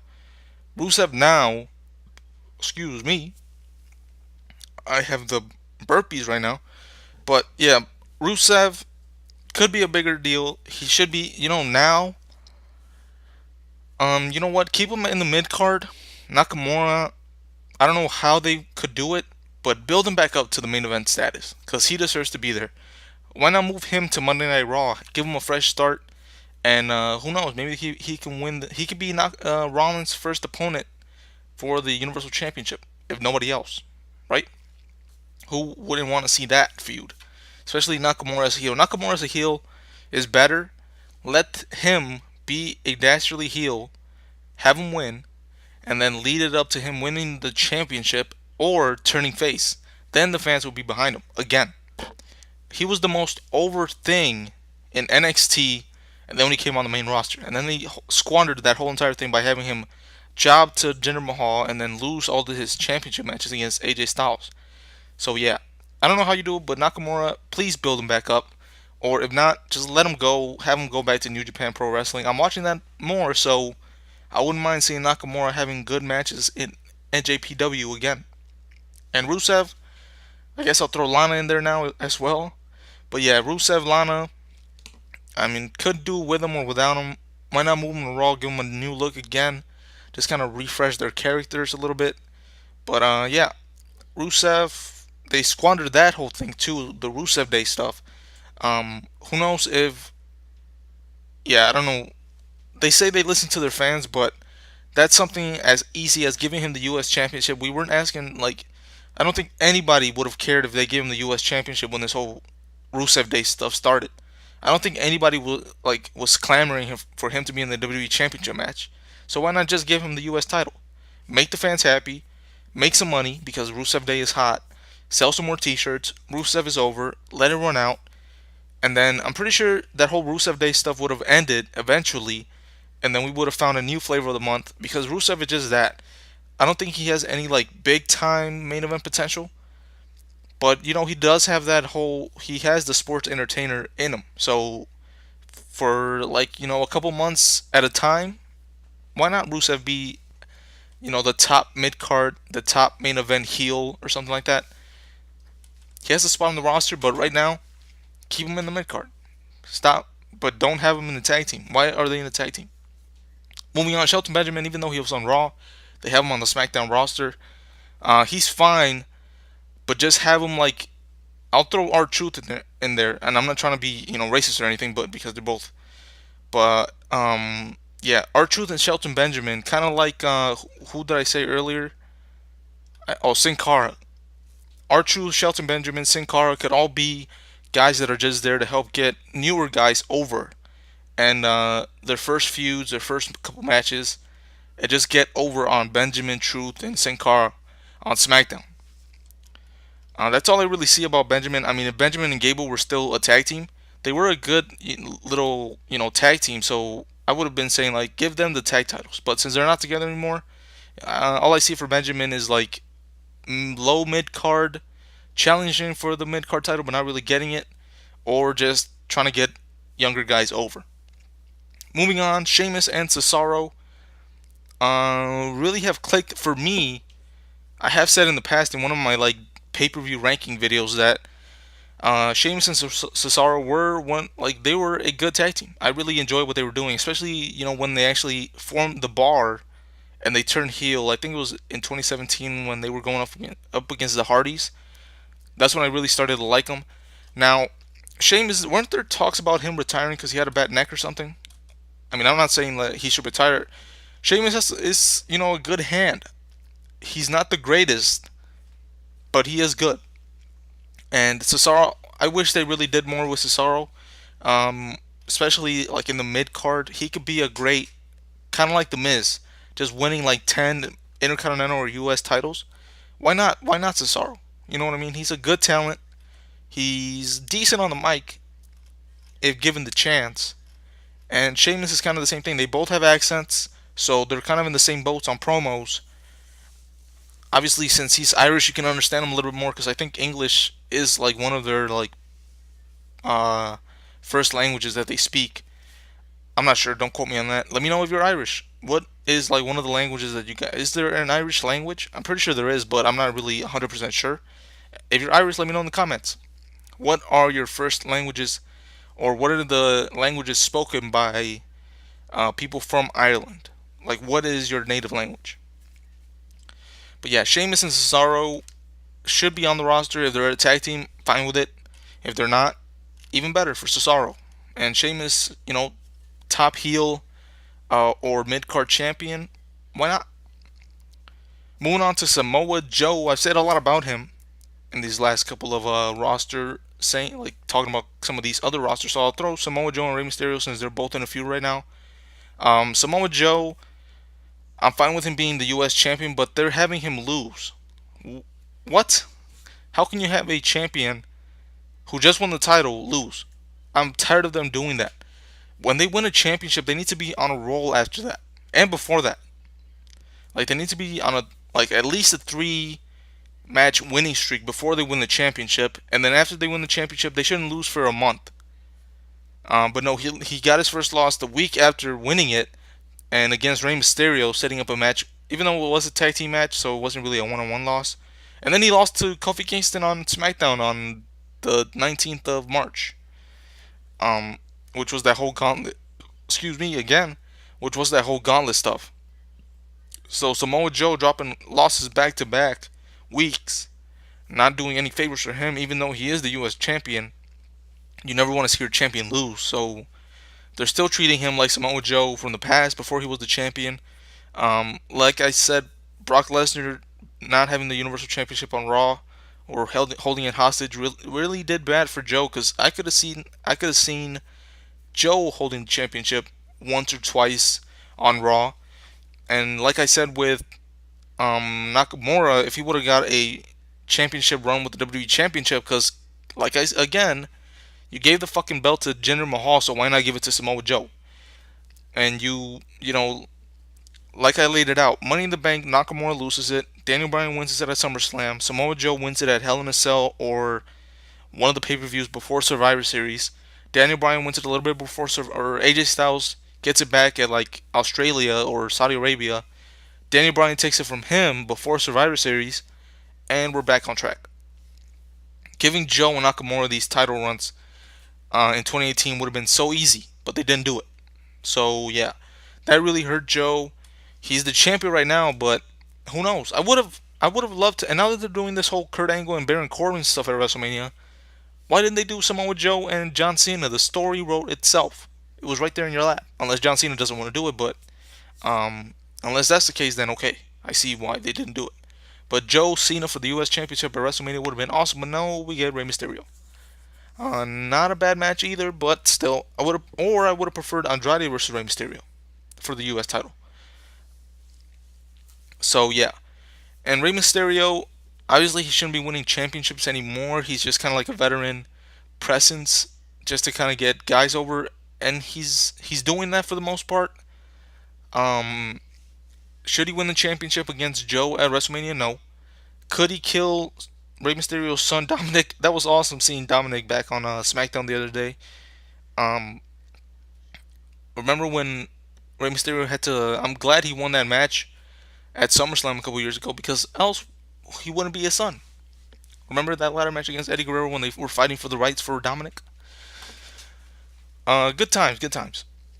And then when CM Punk was singing to Dominic and Aaliyah, or was it Aaliyah? I don't even know what.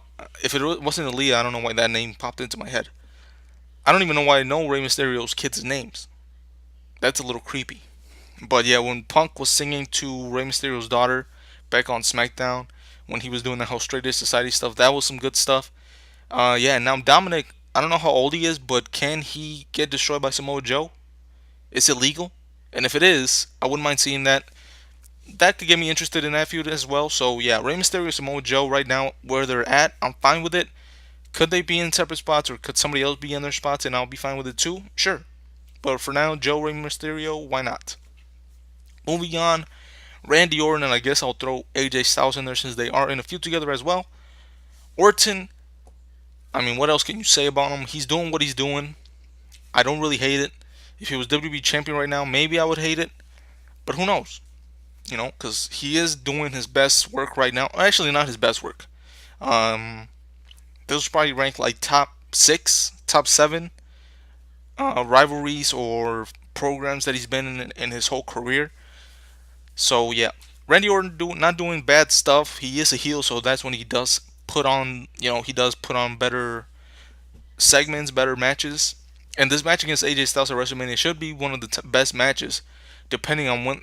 If this match goes on first at WrestleMania, I'm having trouble finding out what other match can go on after that. Like, if it is going to be like a 20-hour show, Randy Orton and AJ Styles kicking off the night, it's not going to be good for anybody else following it. That's going to put up a high standard to follow. So yeah, Randy Orton doing some good work. AJ Styles, if they turn him back heel, because I don't know what, especially like, sure he was WWE champion for that long, but who did he beat? He beat Nakamura and Daniel Bryan and Jinder Mahal. Like he beat Jinder Mahal to win the championship. He had a rivalry with Kevin Owens and Sami Zayn for a little bit, but then it was Nakamura, Joe, and then he lost the championship. So he didn't really do much with that long title run. So turn him heel after this whole Orton match at WrestleMania, and maybe he'll get a spark again. Send him to Raw. He deserves to be on Monday Night Raw on the flagship show. Why not? Maybe he could be the first rivalry for Seth Rollins after the pay per view. I wouldn't mind that. In all likeliness, it's probably going to be Drew McIntyre again, but who knows? Maybe it could be somebody from SmackDown going over to Raw for the Superstar Shake-Up.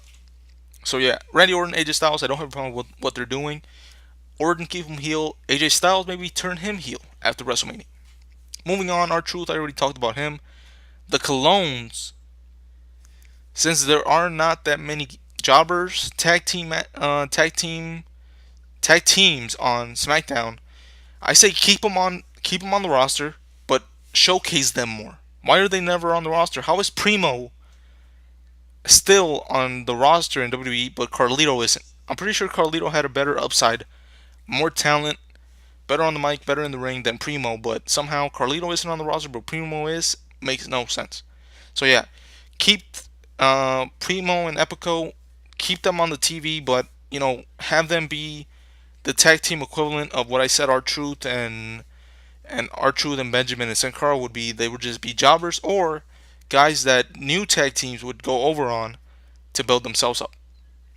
So yeah, Colognes have a spot on the roster. Just utilize them a little bit better. Peyton Royce and Billy Kay as a tag team. If they're gonna stay a tag team, I mean, there's no better tag team than them, I guess. I think they're the only ones who have been together from the start in NXT, coming all the way up to the main roster. Now, obviously, Peyton Royce and Billy Kay were not a tag team, but I'm talking about when they left NXT. They were an established tag team or partners coming out of NXT, moving up to the main roster. They came up together, and they've been a tag team ever since. So, and I don't really have a problem with them. I love their healers tactics. Um, they can cut promos, even though they do sometimes you can't really understand them. But that's kind of their flair. That's kind of their what they're all about. Peyton, I would have loved if Emma was still on the roster. I wouldn't have, instead of having fucking Paige, Sarah Logan, or Mandy Rose and Sonya Deville, right? Instead of having that stable or the Riot Squad stable come up during that time, why not have Emma, Peyton Royce, and Billy Kay become a stable? That would have been a lot better for all three of them. But yeah, Peyton Royce, Billy Kay, I don't mind what they're doing. They should be going up against Sasha and Bailey at WrestleMania 2-on-2 for the tag team title, but it looks like it's gonna be a fatal four way now with freaking Nia Jackson and Tamina. Why? You fucking lost. But yeah, Peyton Royce and Billy Kay got to win on the tag team champions on SmackDown, so they do deserve to be at WrestleMania. And if it was a 2-on-2, it would have been a lot better received by me. But now that it's a fatal four way, hey, give Peyton Royce and Billy Kay the championships. Why not? That would fuck up the whole Boss and Hug connection shit for that we had to endure for a whole freaking year and a half or whatever it was. But fuck it, change it up. Moving on. So yeah, Peyton Royce, Billy Kay, I like what they're doing. They deserve to be here. Naomi. Now this is one that I have no idea why people are on the Naomi bandwagon. Her character is over the top, like too over the top. Like there's a Ultimate Warrior could be over the top today, but like in today's world, Naomi's character, her gimmick is just too over the top. Like it makes no sense. And let me know this. I'll leave it at this, right? I'll leave you with a question for Naomi, and if you guys can answer this, and it's been recently, like if the answer is like in the last 6 months, I'll be behind Naomi. When is the last good Naomi promo, segment, or match? Besides the whole Mandy Rose stuff. Because of the whole sex appeal, if you're a man, I don't want you saying Mandy Rose and Naomi stuff. No. Obviously you're gonna like that because Mandy Rose was in her lingerie or whatever in that hotel. That does not count. And basically it was just because of Mandy Rose. So yeah. When is the last Naomi segment, promo, or match? The last good segment, promo, or match that Naomi had? If you can answer that, and if it's happened in the last 6 months, I'll be behind Naomi. But for now, I don't know the hype behind her or the fandom around her. Yeah, Naomi doesn't do it for me. Let's move on to Mustafa Ali. Everybody's saying that Mustafa Ali, or not everybody, some people are saying that if Mustafa Ali was in the same spot as Kofi Kingston, it would be a lot better. First of all, Mustafa Ali doesn't have the 11 years that Kofi Kingston has with the fans for anybody to get behind him. If Mustafa Ali would have done the exact same stuff, the gauntlet, the chamber, and then the night after, or the 2 nights after on SmackDown beating Bryan in that tag match, I don't think anybody would be saying, yes, I want to see Mustafa Ali versus Daniel Bryan at WrestleMania. Let's go. I want this. It's two different things. Mustafa Ali just came up. He's a new guy, and Kofi Kingston is established, and he's been there for a while, and you already know what you know what he's about. So, yeah, for people saying Mustafa Ali should be in this spot, you're completely wrong. I don't think it would be registering with the crowd the exact same way as Kofi Kingston is. So yeah, Mustafa Ali, I don't know why they brought him up. Does he deserve a spot on the main roster? I don't know. Could he be like low mid card and then in a couple years just be like an R-Truth Benjamin Sin Cara type player? Just get people over when they come up? Sure. But right now, like I don't know what they could do with him. I wouldn't want him taking the title off Samoa Joe either, or Andrade Cien Almas if he wins it, or even Rey Mysterio. I couldn't see him beating any mid card person on SmackDown right now and be it and make it believable. Mustafa Ali, just go back to 205 Live, win the championship there. Moving on to the Hardys reuniting out of nowhere a couple of weeks ago on SmackDown. So Matt Hardy and Jeff Hardy, I don't know what they're doing right now, like with them. If this is leading up to a ladder match at WrestleMania, I'm down with all this. I don't even care. The Hardys together, I don't care. Put them on the freaking show. I'll watch. They're entertaining. They're one of the best tag teams in WWE history. So yeah, I love Matt. I love Jeff. Anytime they're on the TV, I'll be watching. So not much really to say about that. Actually, I'll throw the Usos in here right now. They're probably one of the best tag teams on SmackDown. The Usos and the Hardys, even though the Hardys are like older. But yeah, the Usos are probably one of the best tag teams in the WWE period. Hardys one of the best tag teams on SmackDown. If this is going to a ladder match between them at WrestleMania, hey, who wouldn't want to see that? The Usos clicking on all cylinders. They've gotten a lot better since the whole freaking face painted days of before the brand split. So I enjoy them much better now as they are now. Their gimmicks now than before. So I'll say that. Yeah, I don't even know what the hell I'm saying. The Usos, the Hardys, both good tag teams. Both deserve to be on the roster. Both deserve to be tag team champions on SmackDown or on Raw, whichever way you want to do it. But yeah, they deserve to be here. Not much really to say about them. I enjoy what they're doing. Let's keep it going. Kevin Owens. What does he do for WrestleMania? Kevin Owens, there's not really much to say about him. He deserves to be on the roster. He puts on good matches. He puts on good promos. What does he do for WrestleMania? Is he in the Andre the Giant Battle Royal? I've always said this. Like ever since they started doing this whole like multi-man matches on WrestleMania and so many matches on at WrestleMania, why not have feuds culminate in the Battle Royal, making the Battle Royal not only a bigger thing, but making the trophy, winning it, a bigger deal. If you had guys in there like Kevin Owens, Braun Strowman, which he actually is, but Kevin Owens, Bray Wyatt, Matt Hardy, Jinder Mahal after he won the championship, Rusev, Nakamura, R-Truth, Rey Mysterio, Kevin Owens. Did I say Kevin Owens already?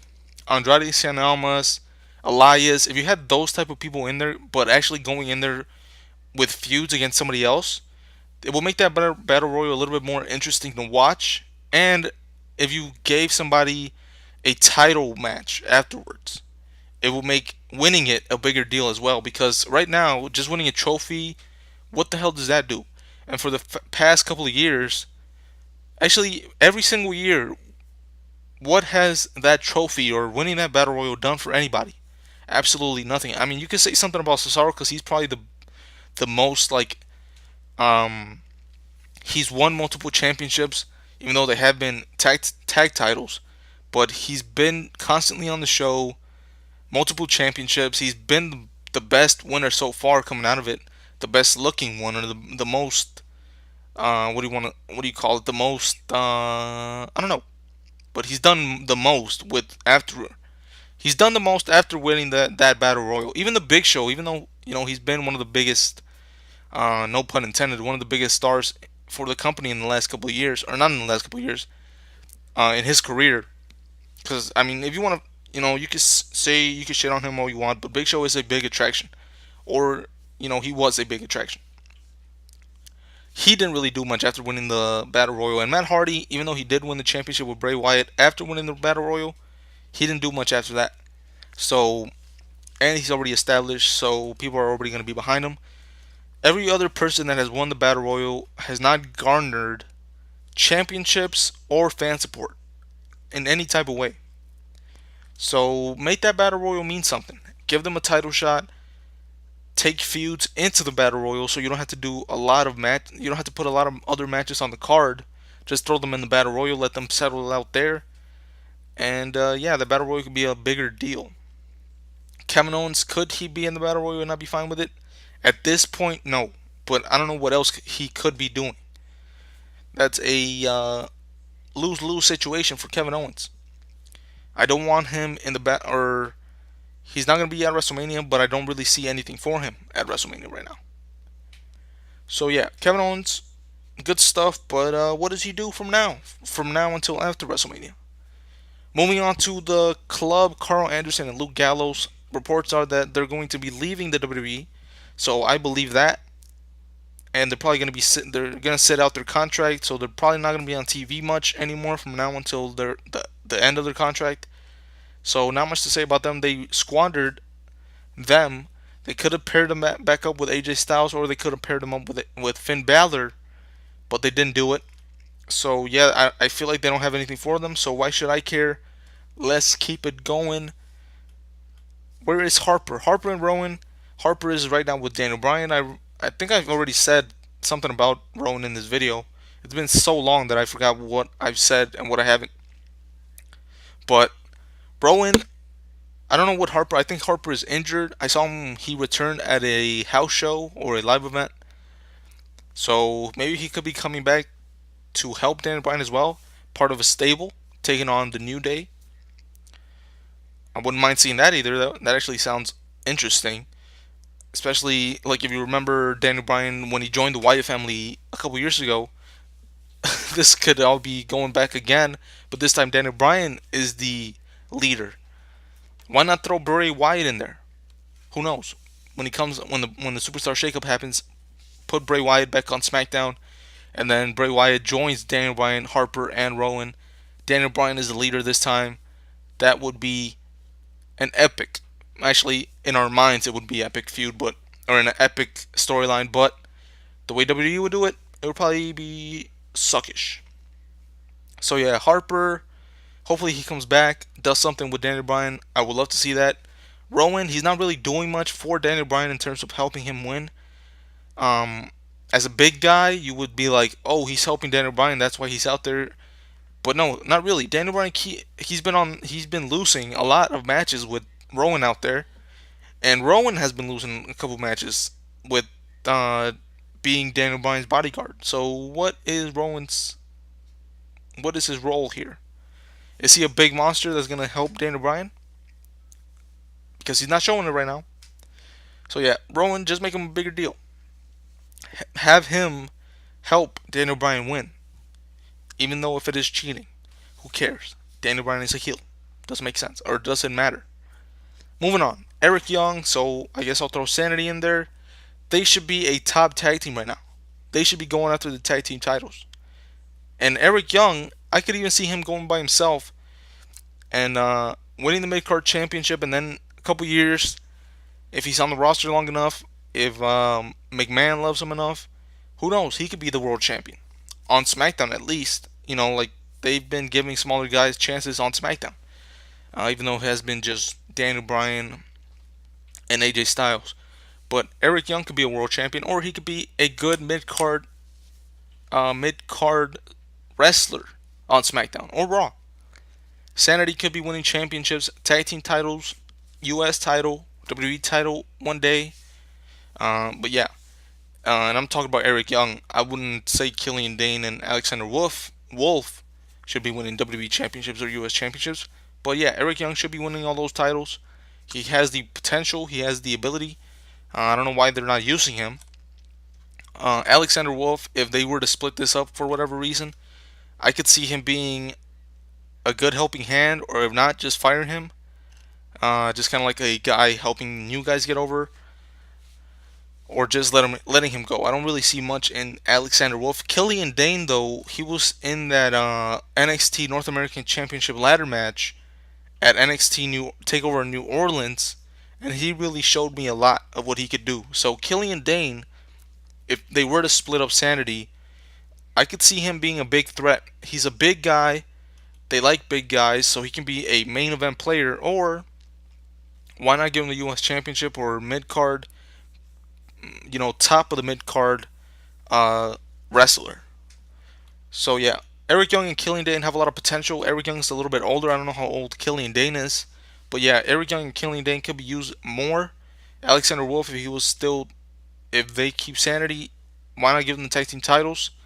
If not, I don't really see much in Alexander Wolf. But they really haven't been showing much of sanity to get at all, so I don't really know anything about Alexander Wolf.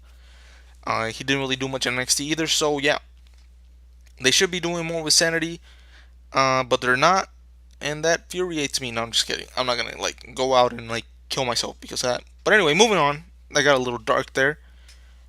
Charlotte Flair. Now I guess I'll throw Becky Lynch in this shit. You know what? I'll keep this towards the end. I'll put Charlotte, Becky Lynch, Daniel Bryan, and the New Day all at the end. Carmella. Now Carmella, as of now, is she just R-Truth's valet? Like, what is she? Is she still a female trying to get the women's championship? Because it doesn't seem that way. I think next week they're gonna have a fatal four way to determine Asuka's challenger at WrestleMania. But in the last couple of months, she's just been in a tag team with Naomi or dance breaking with R-Truth, not really showing much of her singles uh, side.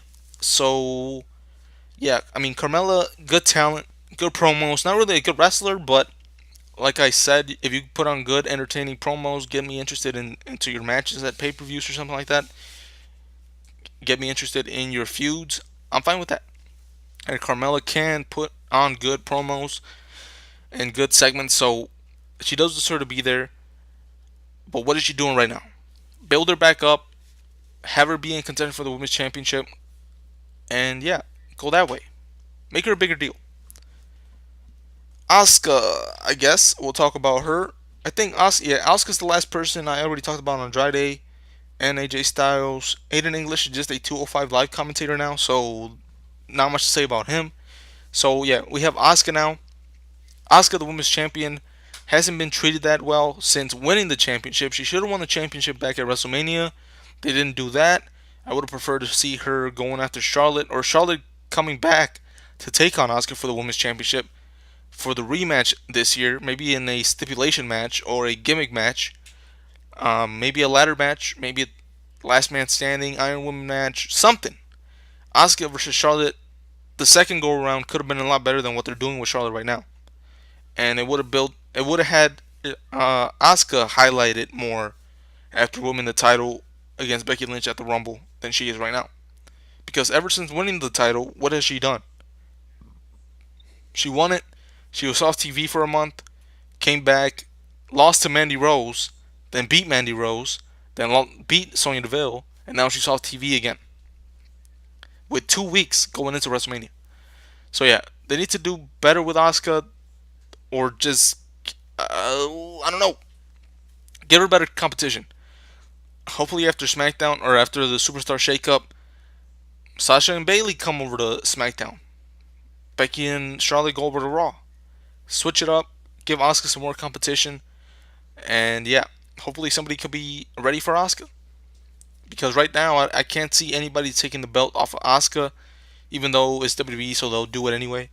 But still, like logically, I can't see anybody taking the belt off Asuka. So give her some more competition and highlight her more because she is the damn top woman on the roster. All right, so let's go on to the New Day and Daniel Bryan. We're getting closer to the end here. Or should we talk about Becky Lynch and Charlotte Flair? What do you guys want to do? I'll wait. No, I'm just kidding. Let's talk about Becky Lynch and Charlotte Flair since we've already been down this road. Becky Lynch, when she turned heel on Charlotte Flair, on Charlotte at SummerSlam last year, she had a run about 3 months before she got injured, before Nia Jax punched her in the face for real. She was doing some awesome stuff. Good promo work. She's good in the ring. So, yeah. And then they fucked it up. When she lost the title to Asuka at TLC, there was a reason because Ronda Rousey cost her the belt. So we were like, okay, cool. She's going to go on to win the Royal Rumble. Royal Rumble comes, and she's somehow the number one contender for the women's championship. So you're like, wait, what the hell does this mean now? Does she win the Does she win the championship again, or how does she lose this match against Asuka? Because we know she's not going to win the title back if they're going to have this match against Ronda Rousey at WrestleMania. So we're like, okay, Becky Lynch is going to pass out, or Asuka's going to win by some dirty deeds. You know what I mean? No, they have her tap out in quick time to Asuka, and then she comes out limping to the Royal Rumble. Actually, no, she gets the limp in the Royal Rumble. She wins, and then we're like, okay, not knowing that she was gonna do this whole injury angle, but they do this whole shit, or she wins the Rumble. So we're like, all right, it played out. It's fine. She might have tapped out to Asuka, but she won the fucking Rumble. Let's go. Ronda Rousey, Becky Lynch should be a good one, right? Should be a good build. This is what we wanted. We got it. Let's go. Becky Lynch comes out, limps. So, right out the gate, the whole injury angle, I didn't like it. Then she has to apologize to the McMahon family. She does that, making her look a little weak. And then she gets suspended for doing what they told her to do. Makes no sense.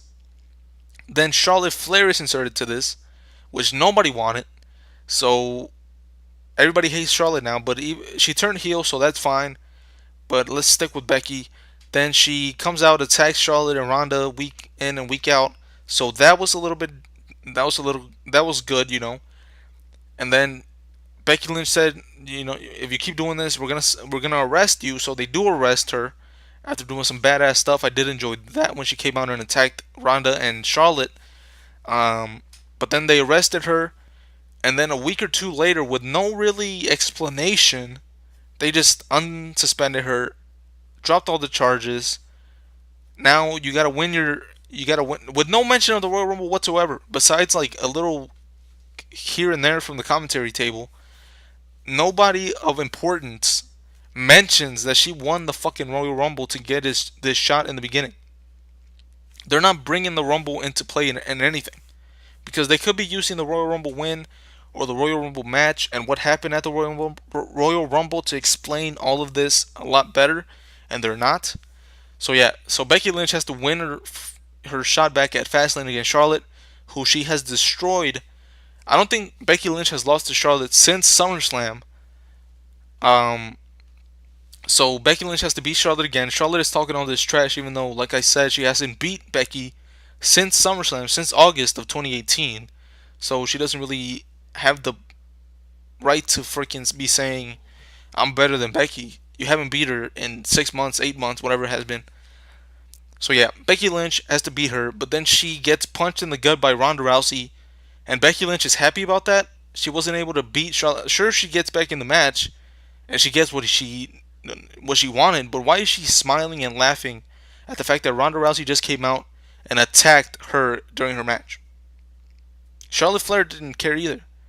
She was just like, oh man, gosh darn it, Ronda Rousey, why'd you have to do that? She doesn't get upset. She doesn't attack Becky. Becky doesn't attack Charlotte. They all just look dumb at the end of that match.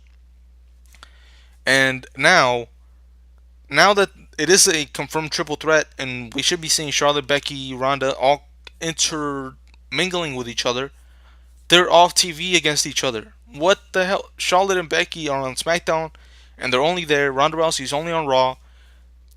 They need to be going up against each other, fighting, cutting promos on each other on the same show. But no, they're not doing that. So they made a clusterfuck out of this whole feud with Becky and Ronda. And let's talk about Charlotte a little bit.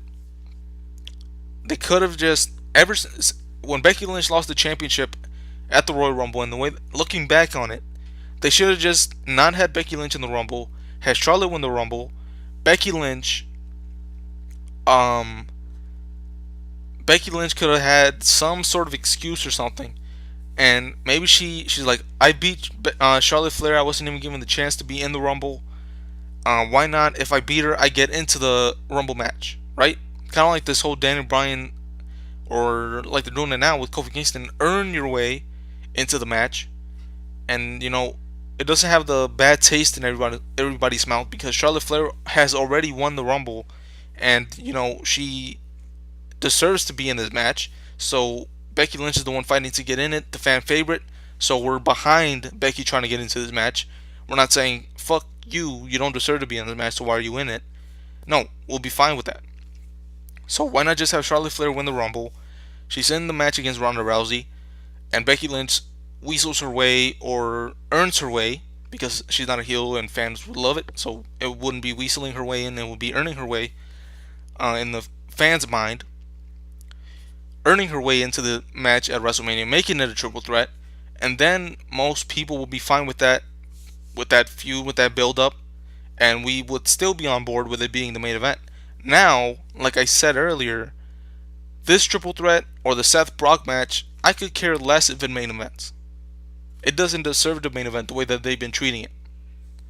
But what does deserve to be a main event, now, in my opinion, even though in an 8-hour show, I don't think it would get the reception that everybody would intend, but at the end of it, I think it would still garner a huge pop. The stuff with Daniel Bryan and Kofi Kingston. Now, the New Day has been on and off for me for the last ever since they've been together. 2016 is when they started really to get annoying, but then they do stuff where they're entertaining again, and they have a little bit of a run where you're like, all right, I'm back on board. But then they do stuff, and you're like, oh come on, just split them up already. But now they're back on that side of, all right, I'm entertained again. I'm on board. Let's see what they're doing. Big E and Xavier Woods are playing good pieces, good parts, and trying to get Kofi Kingston to the main event of WrestleMania. They're doing some good stuff. Uh, Good expression, good acting, all of the above. Big E, Xavier Woods right now can't be any better than they are right now. Kofi Kingston, one of his probably the best run of his career, right? Except for probably the 2009 run against Randy Orton, even though that ended abruptly. So yeah, Daniel Bryan also doing some good heel work. Uh, awesome promos. Have been given good matches, I guess. Yeah, his match at Fastlane was pretty good. The Chamber was pretty good. Clicking in the ring, clicking on promos, good heel stuff. The only thing is like the belt, because they gave him this belt. Would they take it away from him at WrestleMania this quick? You know what I mean? So this whole storyline of Kofi Kingston earning his way to WrestleMania for the championship, it has to be building up to Kofi Kingston winning the championship. But you don't know, right? It would be amazing to see Kofi Kingston win the championship at WrestleMania, but you don't know. And Daniel Bryan winning it would be a good heel move, and it would work out for Daniel Bryan because it would get boos and stuff. It would help his heat. But right now, it looks like Kofi Kingston should be getting that championship. I feel like we've been investing into this whole Kofi Kingston run that we deserve a payoff. You know what I mean? And what better payoff than at WrestleMania, the biggest show of the year? Have Kofi Kingston win the championship against Daniel Bryan for the first time ever in his career. Biggest moment, biggest WrestleMania ever, or biggest WrestleMania moment right now. What would get the biggest pop out of Becky winning the championship, Seth winning the championship, or Kofi winning the championship at WrestleMania? I think Kofi Kingston would right now. Because like I said, Seth and Brock aren't really doing much in terms of building any type of storyline between them. And Charlotte, Becky, Ronda has been fucked up to no return. Daniel Bryan, Kofi Kingston, the best championship match, world championship match build that they're doing right now, and everybody's behind a heel Daniel Bryan, Kofi Kingston as a face, and coming from out of nowhere to win the title, first time ever. Why not do it? So right now, I this is probably my best.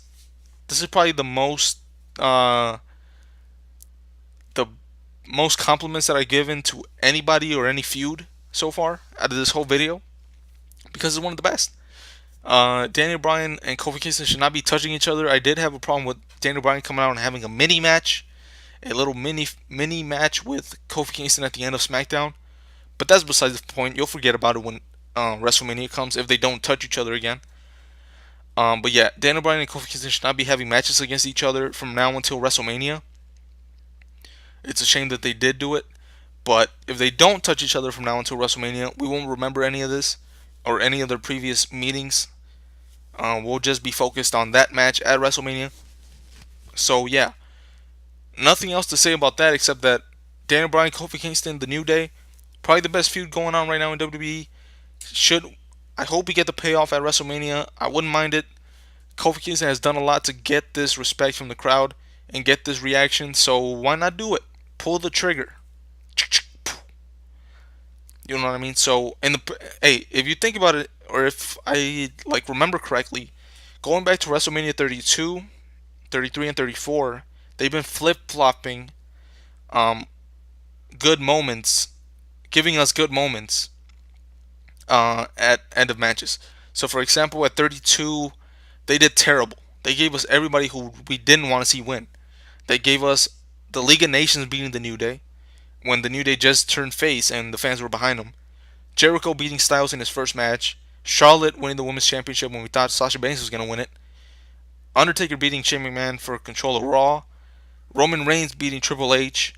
Dean Ambrose losing to Brock Lesnar. And then at WrestleMania 33, they did something different. We had AJ Styles beating Shane McMahon. We love that to start off the show. Bayley and Naomi winning the title. I know I said I hate Naomi, but at that point in her career, it was fine because she deserved to win that championship at that time or to retain. I don't know which one she did, but it was still a feel good moment for them for their little stories, feuds, whatever. Bayley and Naomi won the titles. Seth Rollins beat Triple H. Brock Lesnar took down Goldberg. Except for the fact that Roman Reigns beat The Undertaker. I mean, Cena got a win on The Miz. The heel, the face beat the heel. Kevin Owens won the U.S. Championship off Chris Jericho. Feel good moments and finishes that made sense. And then at WrestleMania 34, it went back to stupid finishes and dumb results. AJ Styles beating Nakamura, Charlotte beating Asuka, Brock Lesnar beating Roman Reigns when you thought Roman Reigns was a lock of the millennium to win that title. The Bludgeon Brothers retained or won the championships. What else happened? I can't remember what else happened. Jesus. Oh, Jinder Mahal won the fucking U.S. Championship. Excuse me again, Jesus. So yeah, I'm getting close to the end of this video. So yeah, that's all I gotta say about that. So if the last three WrestleManias have been, and 31 was pretty good. So yeah, 31 ever since WrestleMania 31, for the most part, it's been good WrestleMania, bad WrestleMania. It was a decent WrestleMania 33, but they still got the results right. So good, bad. It was bad last year, so hopefully we get a good ending to this WrestleMania. If not a good ending, a good overall pay-per-view where the winners make sense and good payoffs. You know what I mean? So yeah, I've gone through the entire roster. If you guys enjoyed this video, subscribe because I'm hoping to get out more of these type of podcasts out. Less gaming videos, like I said. I'm gonna try to build up my off gaming persona or channel a little bit to make this a channel more about me and not about the video games. And then I'll go back into video games once I get this channel up and running. So yeah, hopefully I have time to make more podcasts, get you guys some of my opinions out there, and hopefully we can build a little fan base here. That's what I'm hoping to do. Putting more effort into this instead of just going doing one thing, doing this other thing. If you look at my channel over the last couple of months, I've been doing a whole bunch of stuff with wrestling, and it's gotten a little bit more views than obviously I'm fucking 140 subscribers, so I'm not saying much, but I've gotten more views than I have in the past just putting out gaming related videos. So I'm gonna try to stick to these type of videos, podcast and wrestling recaps. So stick with me. Come on, why not hit that subscribe button? Show me that you're listening. Leave a comment down below, a question maybe for me to answer. I'll either answer it for you in the comments or I'll bring it up on my next podcast. And hopefully I'll be back for WrestleMania predictions or the WrestleMania recap. If not those, I'll probably bring out a podcast next week just talking about stuff going around the wrestling world.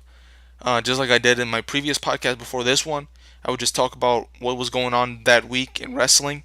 And right now, I'm watching the New Japan Cup. That stuff is interesting. Waiting to see who takes on Jay White.